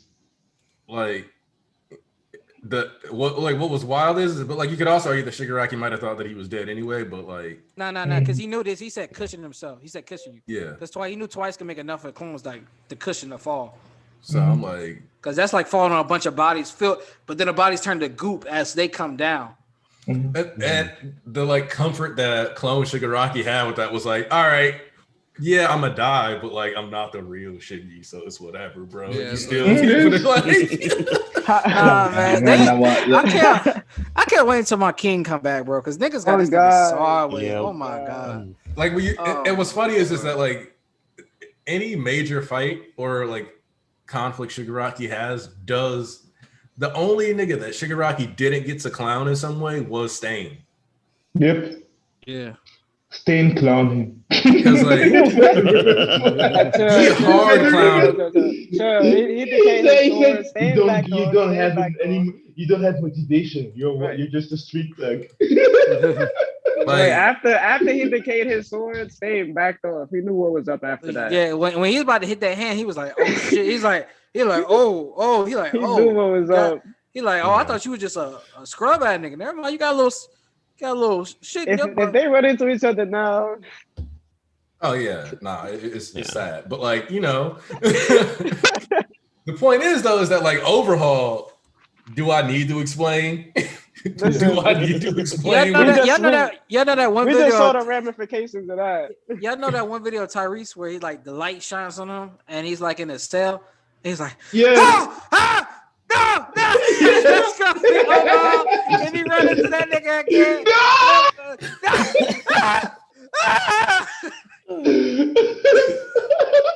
He's naked in the cell, bro. Oh god. Drop those draws, nigga. Oh man. Well, I gotta head out. Good actor. Oh. Yeah, all right, real so quick. I gotta head out. Sorry, final guys. Thoughts? So this chapter was amazing. Another amazing chapter by Horikoshi the GOAT. Yeah. I mean, I'll have more thoughts, but there's another place you can find all those thoughts out. What else? Deku needs counseling. like bad. Like the fact that his thoughts and feelings are on his body in these panels. Yeah, that shit is consuming him. This whole thought of him being next, not only from All Might's point of view and standards to All for One's point of view and standards to One for All's point of view and standards. Like, kid needs to realize he needs to do something different than what everybody else has. But I'll have more thoughts to say. I gotta go. I gotta bounce. And everybody have a great day. And I'll catch you all later. Watkins. Take care. Subscribe to World D Champion. That's his channel, y'all. Drop your link in. Drop your channel link in the live chat. And All right, make sure y'all go follow. Yeah, I'll go do that now before I leave. All right. All right, cool. Follow that man on Twitter. He's good. Yeah. And then his gaming channel. So I want to address two things before we go and we wrap this up. All right. Yep. So now, the way this works is that sometimes in life you just things just happen to fall upon you. Okay. Now I always knew that I attracted, good energy and good vibes, but never in my life would I that I meet these amazing people I'm in here right now. Oh, man. But all right. That's let me now to the other topic. Yeah, I had to gas y'all niggas up. These niggas gonna make you thought you gonna get out this street without some love, nigga? You lost your mind. But let me start talking about this. One thing I want to talk about before you flip over to MHA. Let me address something. Because you're the MC, okay? I'm gonna say this very slowly and clear as I possibly can. You stay golden too, Watkins. Just because you are the MC, main character, or lead of a story does not exclude you from L's. The most well-known one I can point out to you that's not a spoiler because everybody knows what happens. Berserk. And ain't one of the fattest L's I've ever seen a MC take. MC can't lose my ass because, boy, that's one of the biggest L's I've ever seen. What, he only came out with one friend basically alive, the other turned to a vegetable for God knows how long until she finally came back, and she wasn't even fully back when she came. And then the nigga lost. Everybody cared about and then his best friend was bro, that's the one. But there's examples you can use from video games, movies where the MC dies at the end or just doesn't have a good ending. You could use Mass Effect. Fucking the end of the first one, Shepard died basically, but came back in the second one because they recloned his body or some shit like that. And again in the third one, nigga's legacy ended. I still don't know how Uncharted ended. I don't know if he lived or died. I'll figure that out. I don't want y'all niggas saying nothing. I'm probably just gonna look it up myself. But another one is a story. I won't spoil it because I don't know how many of y'all read it, but the anime was a botched adaptation. What I will say is, if you know, you know, but a certain mangaka who does have a new series out had the MC lose in the final arc, closest to the final battle against two other people. They gassed the fight up, and the next chapter, that nigga came back with no limbs. What I mean to speak is, he had his whole power up, speech, and the MC, main character of the story, the next chapter lost the fight off screen and had his legs and arms cut off and was surrounded. And the panel literally said, "Game over." He lost that battle. So in that regard, it's y'all just saying, "Oh, can't lose because he the empty." No, hello, bro. That's just not how it works. Just because you're the MC doesn't exclude you from death. Yeah, that's okay, but that doesn't exclude you from L's. No matter what the medium is, niggas take L's all the time. That actually makes it more compelling if I know you're gonna fucking lose. Solo leveling is a hitter. I just look at it because it looked really cool, and the Sun Jin Woo was really cool. But if I was going that shit for the extra cast members and I wanted to see a real struggle, I wouldn't be reading solo leveling. Trust me, bro. Bro, I've stopped reading that just because I was so fed out of just not having somebody from the cast that can do actually something, not be at the string of Sun Jin Woo, but just do something. And even the way that they portray the fight against Thomas, if somebody know who it is, from when I heard that in the I forgot the name, the light novel, it was more a mid diff because in the webtoon that shit was low diff so hard at the end. I was shook. I was thinking to myself, no man, I stopped reading that. And right now, I might go back to the story, like, but not right now because I'm too busy. But even Tower of God, I'm not reading. And God of High School, I stopped reading, like, because I'm so busy with my own stuff right now. But yeah, you will hear more if you follow me on my channel and on my Twitter. We'll drop it in the link description. So Yeah. you do that. And now, as I covered that, nobody has anything to say. Now we move back to MHA. Coffee pointed something out, and I want to talk about this too. In that, and I think we talked about this in VC, right, Tarnish, about what it means to be a hero and what this arc was portraying.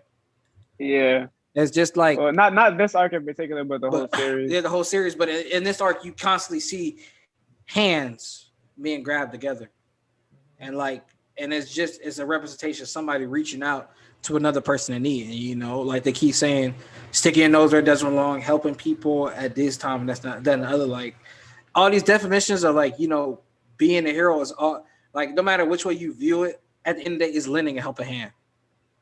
No matter what it's asked for, no matter whether it's the coolest thing to do, whether it's the simplest thing, the simplest issue, is just that constantly you seeing like the first and second user, like, you reached out to me, Deku reached out to Nagan, either reaching out to Deku. It's just like the symbolism and like shit, man. Like it just hits so much. It's just like what it really was showing, like what it means to be a hero. Like this arc, reaching your hand out even when the darkness is always there, but the light still shines.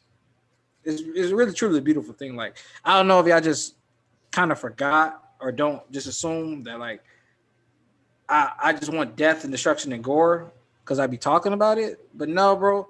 The reason this is like my favorite series was because of kids. I didn't even expect all this shit to go crazy as it did.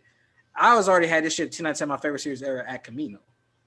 And it was just the emotions and these kids and the way they grow and develop. And these relationships is just like what it means to be a hero and the way they speak to it truly touches my heart, bro. Like truly, man. It really begins to me. I teared up, I cried, and I levitated off the toilet after shitting that when I was reading this chapter. All in the same beat. I promise you. It truly is amazing, man. It's a beautiful thing. And yeah, I just enjoying this time now. Because soon that shit finna go downhill, boy. You already know it's gonna go wild. But like I said, look, the thing that I like about My Hero is that it has the full gamut of what you can experience as far as like, oh, like you can get good drama out of it, like with the Todoroki family. You can get good action plots. You can get your cool action, big boom explosions. When you're one of those people who likes to pick at things, you can find a bunch of details and get all this stuff. So you have a story that functions on multiple layers across multiple spectrums and mediums of entertainment that people like to prioritize. The weakest aspect arguably being comedy, which I don't really care because I don't need to laugh a bunch. Shit, comedy be yes, indeed. And some of the stuff actually still makes me laugh. Most manga that are heavily comedy oriented don't even slap for me, so it's just what it is anyway. So, but like that's always been My Hero's strength, and the way it executes on characters. It's like if you read like psych and sociology books and all these other things, or had like enough life experience, and you start like looking at the way some of these people's interactions go, you're like, oh man, this is a functional society with people having natural reactions to things based on the environment that's replicable in our world. So I don't know, it's a series that just keeps on paying you if you have the investments in it properly. Dead ass. Which is why I think some of the most unhappy fans end up being people who invested into things that don't actually line up with the story. Like how you'll see people raging about how, oh, well, this is terrible and this would have been way better. I'm mad at this is trash. Like the people who are mad Ida saved it because they wanted Bakugo to do it, or people mad that it's like you spent so much, you spec so hard into ships, you ended up missing this. or the people who spec so hard in the meathead stuff, they're like, oh, I hate these chapters. So, like, because it's like that wasn't the series has always been about more than just fighting. Hey man, listen. So For them niggas that want that meathead shit, listen. If I want a death match between two characters, or read about somebody going to save their friend who's lost their way and somebody they care about deeply and their emotions and attachments they have, I'll take my found family trope any day over fucking deathcore bloody meathead shit. Found family tropes, that's my fucking one of my fucking favorite thing ever. You automatically 8 out of 10 you got a found family trope. And then because in this point, they're family. That's Deku's motherfucking brother right there. That's either brother. They are brothers, bro. Like, I'll take that shit any day of the week over that fucking meathead, gory, boring shit. Honestly, bro. why are people saying Baku gonna beat the shit out of All Might? What? I saw something that was like, it was basically like Deku laying on the floor after they bring him back, and then Baku goes swinging his steel chair at All Might. He wouldn't lay a finger. He gonna yell him out. He gonna yell at him like an angry mom. Why'd you let Deku go off alone? Like, young Bakugo, I'm sorry. It's just that. Also, this is technically a reaction feat for Ochako to be able to accurately tag them for the 0G. That's what I'm saying. So it's like there's a bunch of technical, like if you want to be a meathead feats in this chapter anyway. It's just a matter of like that's not the main priority, and that's bro. Okay.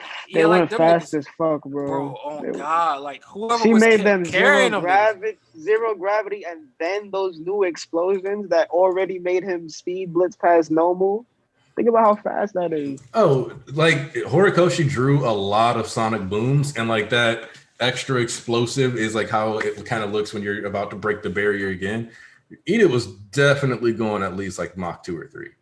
Like, come on. We were definitely way beyond the hypersonic point because we've seen some of these characters break the sound barrier without help from each other. So yeah, like them niggas. Like Deku. Oh, here you go. Deku, Bakugo, and Shoto. Nah, we know, but here you go with this Deku agenda.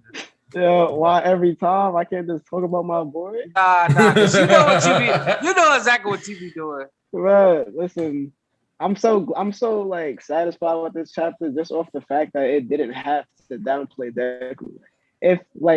Because a lot of the scenarios that people wanted for this, it would always end with like Deku being exhausted or Deku, giving in, this, that, and the other.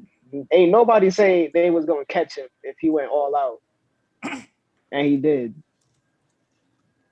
So I'm like, bro, this is great no matter what. Monkey wrench, niggas always trying to one end or the other. Nobody said he's gonna go all out and they're still gonna catch him. It was always if they did, catch a W, it was gonna be because he was exhausted. Hey, like I said, that's why I said y'all niggas over there arguing and he gonna do this, they gonna win this. I'm like, nah. I just say he ain't fucking beating the top 4 like they some bums on the street. That's all I said. And guess what? That's all I needed. I was right. I called that. Everybody's gonna argue what happens here, what happens there. I'm like, nah, I'm letting Horikoshi do his thing. He knows how to make niggas not look stupid and weak. Exactly. He didn't make Deku. He didn't make it look how my boy Dark Shadow got like he used 45% on him and then pried off Ragnarok. That was unnecessary. He was being aggressive to my boy, Like I'm in my feelings because of that. Really had to. Squid decided to join us. Luckily, before we wrap this up. I was literally just about to call for the end too. So, Squid, listen, spit your thoughts, man, bro.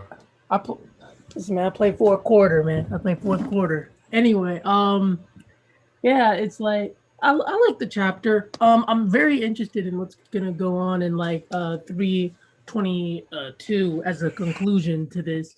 At this point, he can either accept, the hand of help from Ida, or Deku could be on,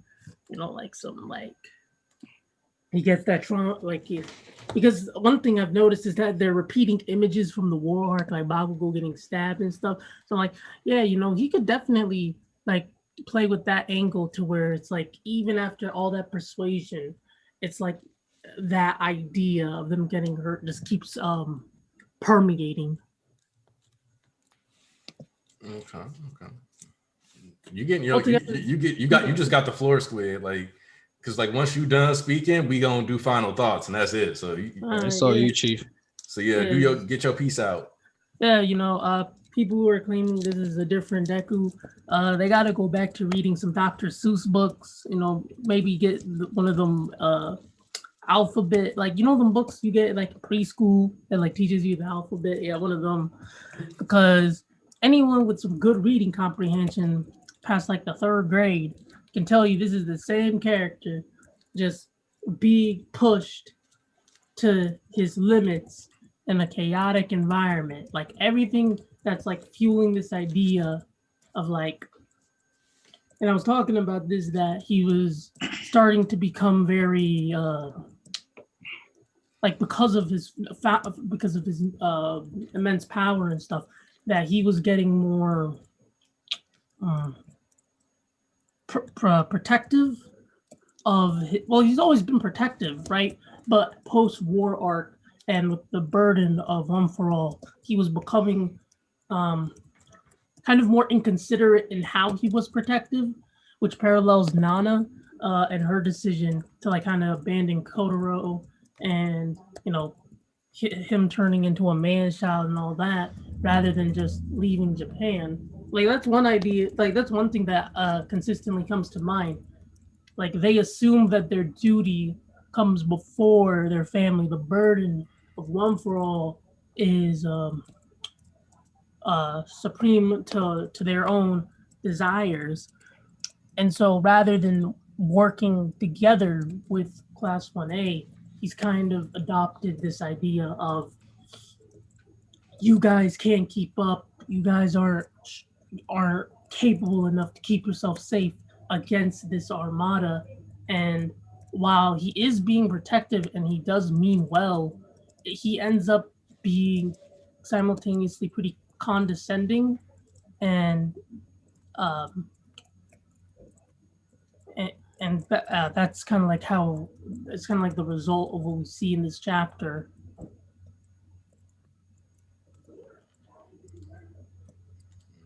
Also, Ochiko looked great in this one. Facts. Yeah, I like one thing I've noticed is post-war arc. Ever since we've seen her, she's been more urgent.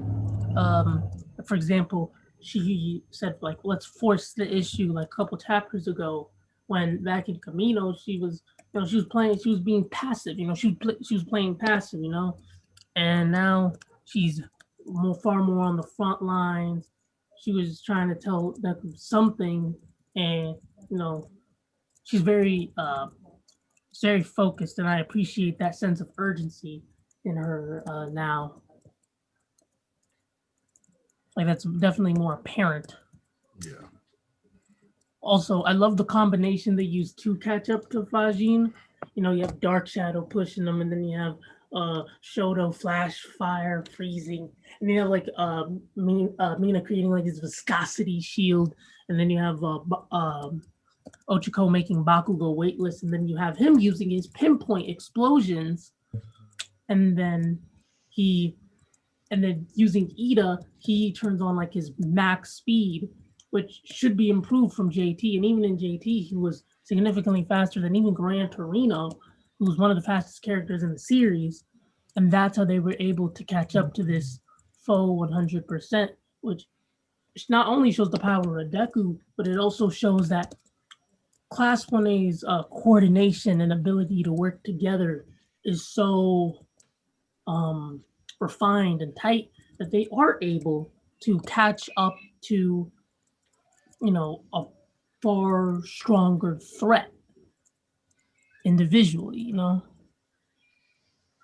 It's just great. It's just great work all around for a chapter that should be setting up a pretty emotional conclusion, Yeah, no, I am expecting this to. There's gonna be some more discussion, and there's a chance we get Bakugo apology coming up soon, but we'll see. Also, one more thing. Happy birthday, Nafisa. Hey. Happy birthday to you. Hey. Happy birthday to you. Happy birthday to you. All right, y'all. So anyway, all right. First off, Alves, yes, start reading Jigoku Raku. More people should read Jigoku Raku. It's finished though. It's finished and it had a good ending. Oh, okay. Even though I'm Oh glad man, that's like winning a lottery and creating generational not wealth. really. That's crazy. Because like I feel like this ending is one that a lot of people would hate because it's not a meathead ending, but it is a perfect ending because it's about the theme of the ending of the whole series. Ooh. Was it only how many pages was the last chapter? Oh, I'm trying to remember. Because I swear you read that bitch kind of quick when I remember. I'm like, didn't they hold it kind of quick? I like, shouldn't it be like at least 40, 50? It didn't need to be. They actually balanced out. Like you only need a really big 40, 50 page chapter at the end when you didn't like already have most of the shit wrapped up by the last chapter. Like if you just was like, oh yeah, I forgot this, and this. I think I want to say that goes case to case depending on what you got. But for the most part, I agree. Yeah, like I think you just don't like when because like that ended up happening to what do you call it? Gintama, which is how it ended up having to do like 5 extra chapters in a different magazine or something like that. Yeah, it's wild. It's crazy. He had other stuff going on too. Shirachi had other stuff going on too. Yeah. So I don't know, like you ended up not getting all of it like in the right amount of chapters, and then they were like, well, we want you to get a proper ending, so we'll figure it out. The only people who hated that ending were people who ignored the entire point and like who Gabimaru was as a person. But it had a really weird ending. Promise Neverland. Oh, it wasn't weirder than its anime. Well, ain't nothing weird about it. She was ass, but anyway. Yeah. All right. I mean, I'm using that like he's being polite. That's all. Yeah. Fuck that. It never hurt nobody to be kind. Yeah, you don't, but that was ass. You know what? I ain't even gonna. You still in your feelings about that one. I get it. I mean, I gave up a while ago when they did. Listen, Norman was raw. He had the devil and the angel. I was like, yes. Yeah. Then that nigga caved in and said, like I said, the biggest problem with TPN is that Ray and Norman's plot should have been switched. Yep. Oh God. Or their like they should have had it like Ray should have been the one that ended up vanishing. Like especially because Ray ended up being wasted in the end anyway. Yeah, he didn't do shit. He didn't do shit. It's painful. It was a favorite character. The fact that he had because they had all talents, but his talents was the most impressive one. I thought the fact that he could remember everything since his birth. That was I'm experienced. I have the experienced type of character. I always love this kind of experienced type character. I don't know what was more disrespectful, the ending or the fact that the anime had them looking like they wore costumes at a party city. The anime. So they did that. Yeah. Anyway, don't talk about we that. Gotta roast this man drip, though. No. We moving past that. I don't like wallowing in disappointment. Yeah. All right. Let me move on to the final thoughts. Alves. Let me tell Alves he's safe. Whatever. He's Safwa. Anyway. So, starting with Tarnish. Final thoughts. Listen, man, this was a great chapter. It caught me by surprise. I really liked the way Ida stepped up. I didn't think he was going to do that no time soon. And he really did. And I love the team up with the class and how they all came together and used basically their strongest attacks to catch up to this guy in the air. And I really liked Mineta's callback to USJ because he really did have a point about how Deku used to be scared and kept fighting compared to now. And then Deku just countered with some bullshit like that old me is gone. And I like how we got an answer, or like not an answer, but like the whole version of the second user sentence. He's like, yo, if anything could bolster him, it'd be allies who fight for him or with him at the same pace, same will. Like him. And everybody thought it was going to be about Bakugo, but nope, it was just allies in general helping you, fighting with you. Yeah, I also love the callback at the end because giving help that's not asked for is what makes a true hero. I always love that line from Deku, one of my favorites. And then Ida called back to it. 10 out of 10 chapter. And the other thing that's worth noting is that like Bakugo's provocations were likely part of the plan. Because they knew, like, regardless, he's not gonna do it. So, like, yeah, like have him focus on Bakugo, talk shit while we get some of this other stuff popping. Right. Because like Now, Bakugo, Ochako tried to talk to him. Nope, distractions. He's gonna just fly past me. yeah. So like, it's like they all knew he would, like Bakugo and Ochako both knew that for different reasons they wouldn't be the ones like they had the conversation. So in turn, they planned around Ida and like these other characters being at like the focal point, which I find genius. But you know, hey. Also, one more thing, I found two parallel to that scene. It wasn't just Ida's dialogue; it's kind of like reminiscent of Osu.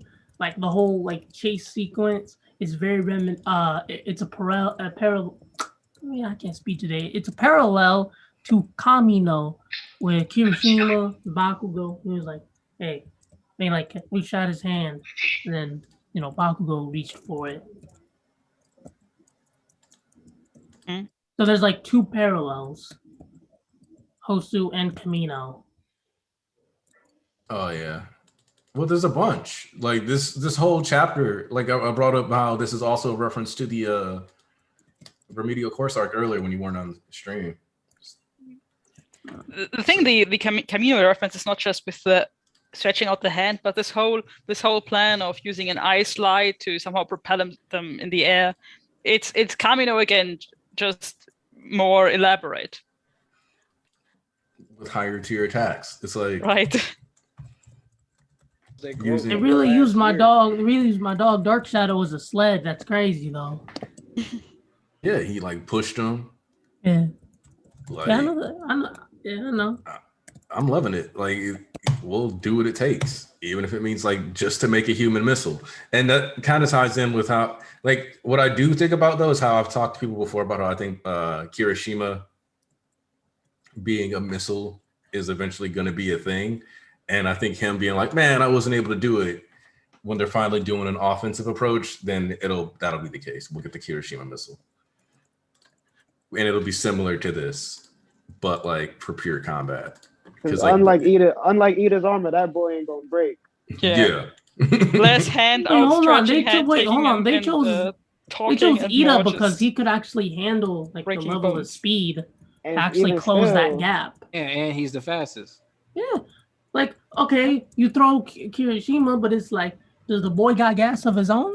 Yeah, that's what we're talking about. But Ida will flatten on impact.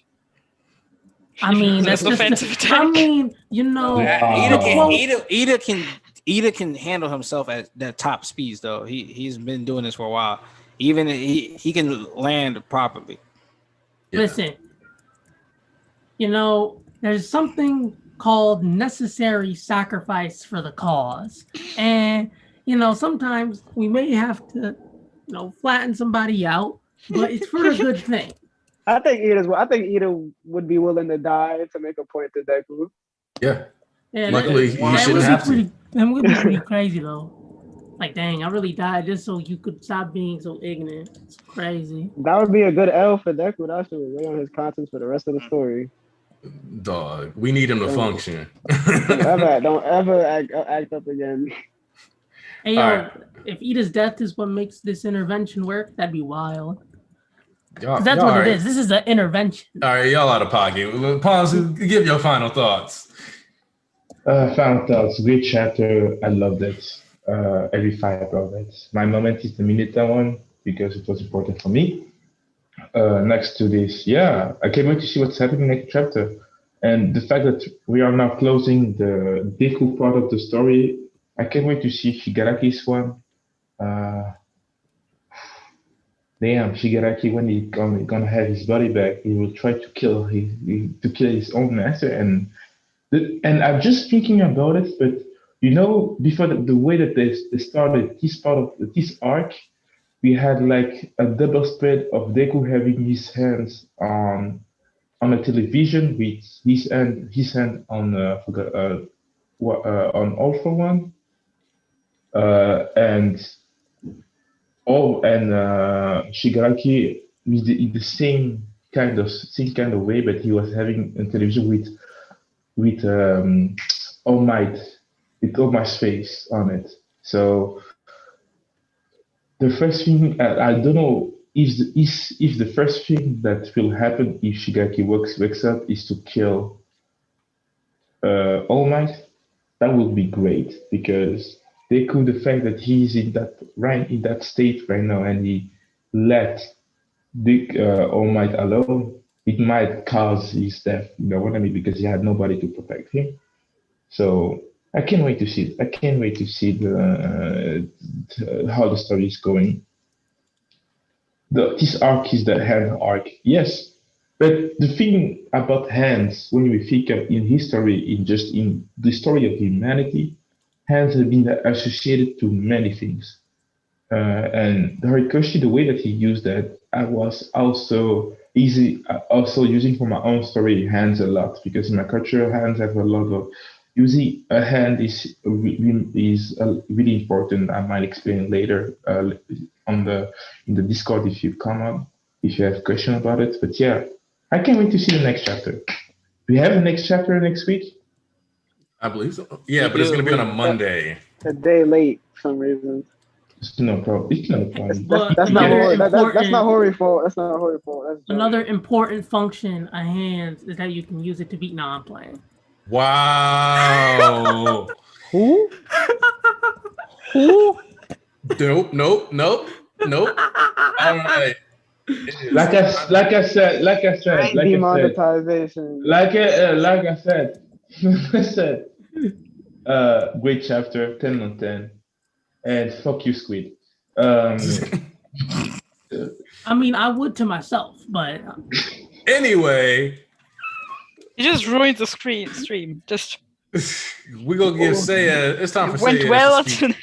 Sayaz, go ahead, give your final thoughts. You know I'm a chaotic demon. I really love this chapter. I love this chapter a lot more than last chapter. This was I think what we've been waiting for. I really I think this chapter, the thing that struck me the most was Shoto's voice. He was just speaking from my heart, saying the things I would have wanted somebody to say to Midoriya. And so Shoto for me was just great this chapter. I really loved that Mineta got a moment because I weirdly enough enjoy Mineta a lot in these moments when he's stepping up and finally stops being unbearable and starts being a hero. And I really like that moment that he got something to do. And I thought Ida was really cool at the moment. I was a little bit surprised that Uraraka and Bakugo both took this step back because I think it was two chapters ago when we saw that they were pretty much a driving force in bringing this class to this situation where they are now. And now that they are here, they are essentially the only two characters, or not the only two, but the only two major characters that really didn't get to do anything and didn't really get to say anything. And I thought it was really cool and to explain their characters, that they aren't that selfish, that they think what they have to say is so important to Midoriya, and realize that maybe in this sense, in this situation, Ida is the perfect person to talk to Midoriya. But it's also, for me, it just makes the last chapter a little bit more jarring, because why do Bakugo and Uraraka not get to say anything when Koda and Sato get to say something? That's something where in this chapter I liked it a lot, but thinking back to the last chapter, that's just makes last chapter a little bit less, and I still didn't like it last time. But that aside, I really loved this chapter, and it came with a special Endeavor chapter to top it off. So I'm happy this week. All right, and now y'all know it's time. Archbishop East, give your final thoughts. Wait, yo, hold on. What was that? Wait, what? I noticed that his audio kind of got mute, got a mute. Oh yeah, that was East popping it. Okay, East, you might want to start over. Yeah. We gotta do this proper. Okay, I'm a hype man. Let's go. All right. And now, East, your final thoughts. All right, now we back at it once again. I don't told y'all niggas that all I do is win every day of the week. Listen, man. You do. I told y'all niggas, man. Horikoshi got a plan for everybody. Y'all talking all that shit on my kids, talk about, what they gonna do? A whole thing got planned. They ignorant. They don't know this, that, and the other. Not only do they have a plan, not only are they not ignorant, not only they are not a hindrance, they have the heart of true heroes. They have the brains to keep up with the true heroes, and they got the skills to pay the motherfucking bills, bitch. What I tell y'all niggas? They ain't late on rent. Hey man, listen, they here, they proving, they showing all y'all wrong, man. Stop, put some respect on my kids' names for real. To talk about some people like they said, how other random characters or rare characters got moments, but Ochiko and Bakugo then is just like, well, Bakugo is a way more driving force on how a lot more to say after the fact, and Ochiko is damn near about to do her confection. So it's about time and place where you have to put people into stuff like that. So it's like, where would they have gone? And they did play a part. Ochiko was there with that reaction time and speed to keep up and touch everybody, along with Bakugo and then Bakugo having his time and doing the cluster bombs and that. So they still have a part to play in the thing. They just didn't get to talk to Deku because they didn't have the moment or the right opportunity to do so. Because Deku didn't want to hear Ochiko's confession because that nigga knew what she's about to do. And speed blitzed past her ass. And then Bakugo didn't have time to even get face to face with Deku after they met up. So it's just like they have way more bigger impact moments that come down. So that's why it's saved for later. Honestly, I already seen Ida pulling. I seen Ida being one of the MVPs, but not the way he did it and being solo. I still thought Ochiko and Bakugo play a bigger role. But my class president stepped up again and pulled the fucking cream of the crop. MVP with the best lines and the best action. Nobody topping that. Shoto was a good second, but nah, Ida top dog for this arc, dog. And like Albert said, this was definitely one of my it's probably like my favorite moment of the arc. So probably if Ida keeps getting moments like this, he gonna get reelected. Shit, man. Like again, second term. Although they have no more schools, so shit. Well, they gonna have infinite terms. Yeah, but man, it's like just absolutely beautiful. My kids stepping up and saying, people stop being so hard body on you thinking it goes this way, it goes that way. When Horikoshi put it to fit everybody's narratives and with their power, skill, and the reasoning for the characters, which y'all didn't do. Y'all just wanted, I don't want Deku to do this, or he can't handle them, or this, that, and I was like, bro, just fall back and let the nigga do what he do, because y'all always be wrong and he always be right. As simple as that. Just let the nigga do his thing. But now, man, absolute beautiful art. The moment they flew across the sky was absolutely amazing. I can't wait to see what the second user is really about, because we already know they were the main ones about teamwork and allies. I feel like Banjo and N were kind of solo people. We know Nana was with Torino, but I feel like the second and third user, since they had the rebellion type beat, it's real interesting how he had he had that perspective of allies, and he was the leader of the rebellion resistance golf one back in the day. So he really is about teamwork more than anything, although he was like so hard body on Deku. So it's real interesting to see that. So I can't wait to see more from that guy.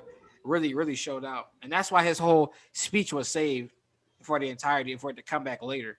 That's another thing, just the rule of relevancy. I see one of y'all talking about, we don't know where we Destro on kept, and Makia, how would that page of us knowing where they kept help or anything? We know they're coming back, so it doesn't really add anything. So all you waiting to figure out where Kurogiri, where this, that, and the other, rule of relevancy, bro. When it needs to be done, it'll be done. Just wait patiently. Honestly. Also, it's like one thing we also got to notice is like, look how much Bakugo is just developed. He's like past like the dialogue here. He's like, hey, I gotta pass this to a dude built for speed. Like a large part of Bakugo's like earlier tendencies was like this idea that he could do everything, and now he's like this real team player. He's even calling like the president and stuff. Yeah. And like my boy's grown. And a big part of that comes from Endeavor Agency. I already know everything I can do. I came to find out what I can't do. And he knew that he wasn't the one that was built for this. So he came back to do his thing here. So, hey, man, listen, just absolutely phenomenal. Once again, as per usual. Art was God tier. Art was God tier. Mm-hmm. Dialogue was God tier. And as always, the writing is God tier. But you already know that. I mean, hey, man, listen. I want to listen. Y'all also help me. I may say I'm always built different. Y'all like me. Y'all not. You know, in the faith that I got a Horikoshi. But y'all do help me and come together and realize some stuff too. So props to that. And I really do appreciate y'all. And we miss y'all. Okay. I'm just telling y'all niggas get on my nerves. But hey, listen. You already know what the fuck been going on. That was too That was too soft for y'all niggas.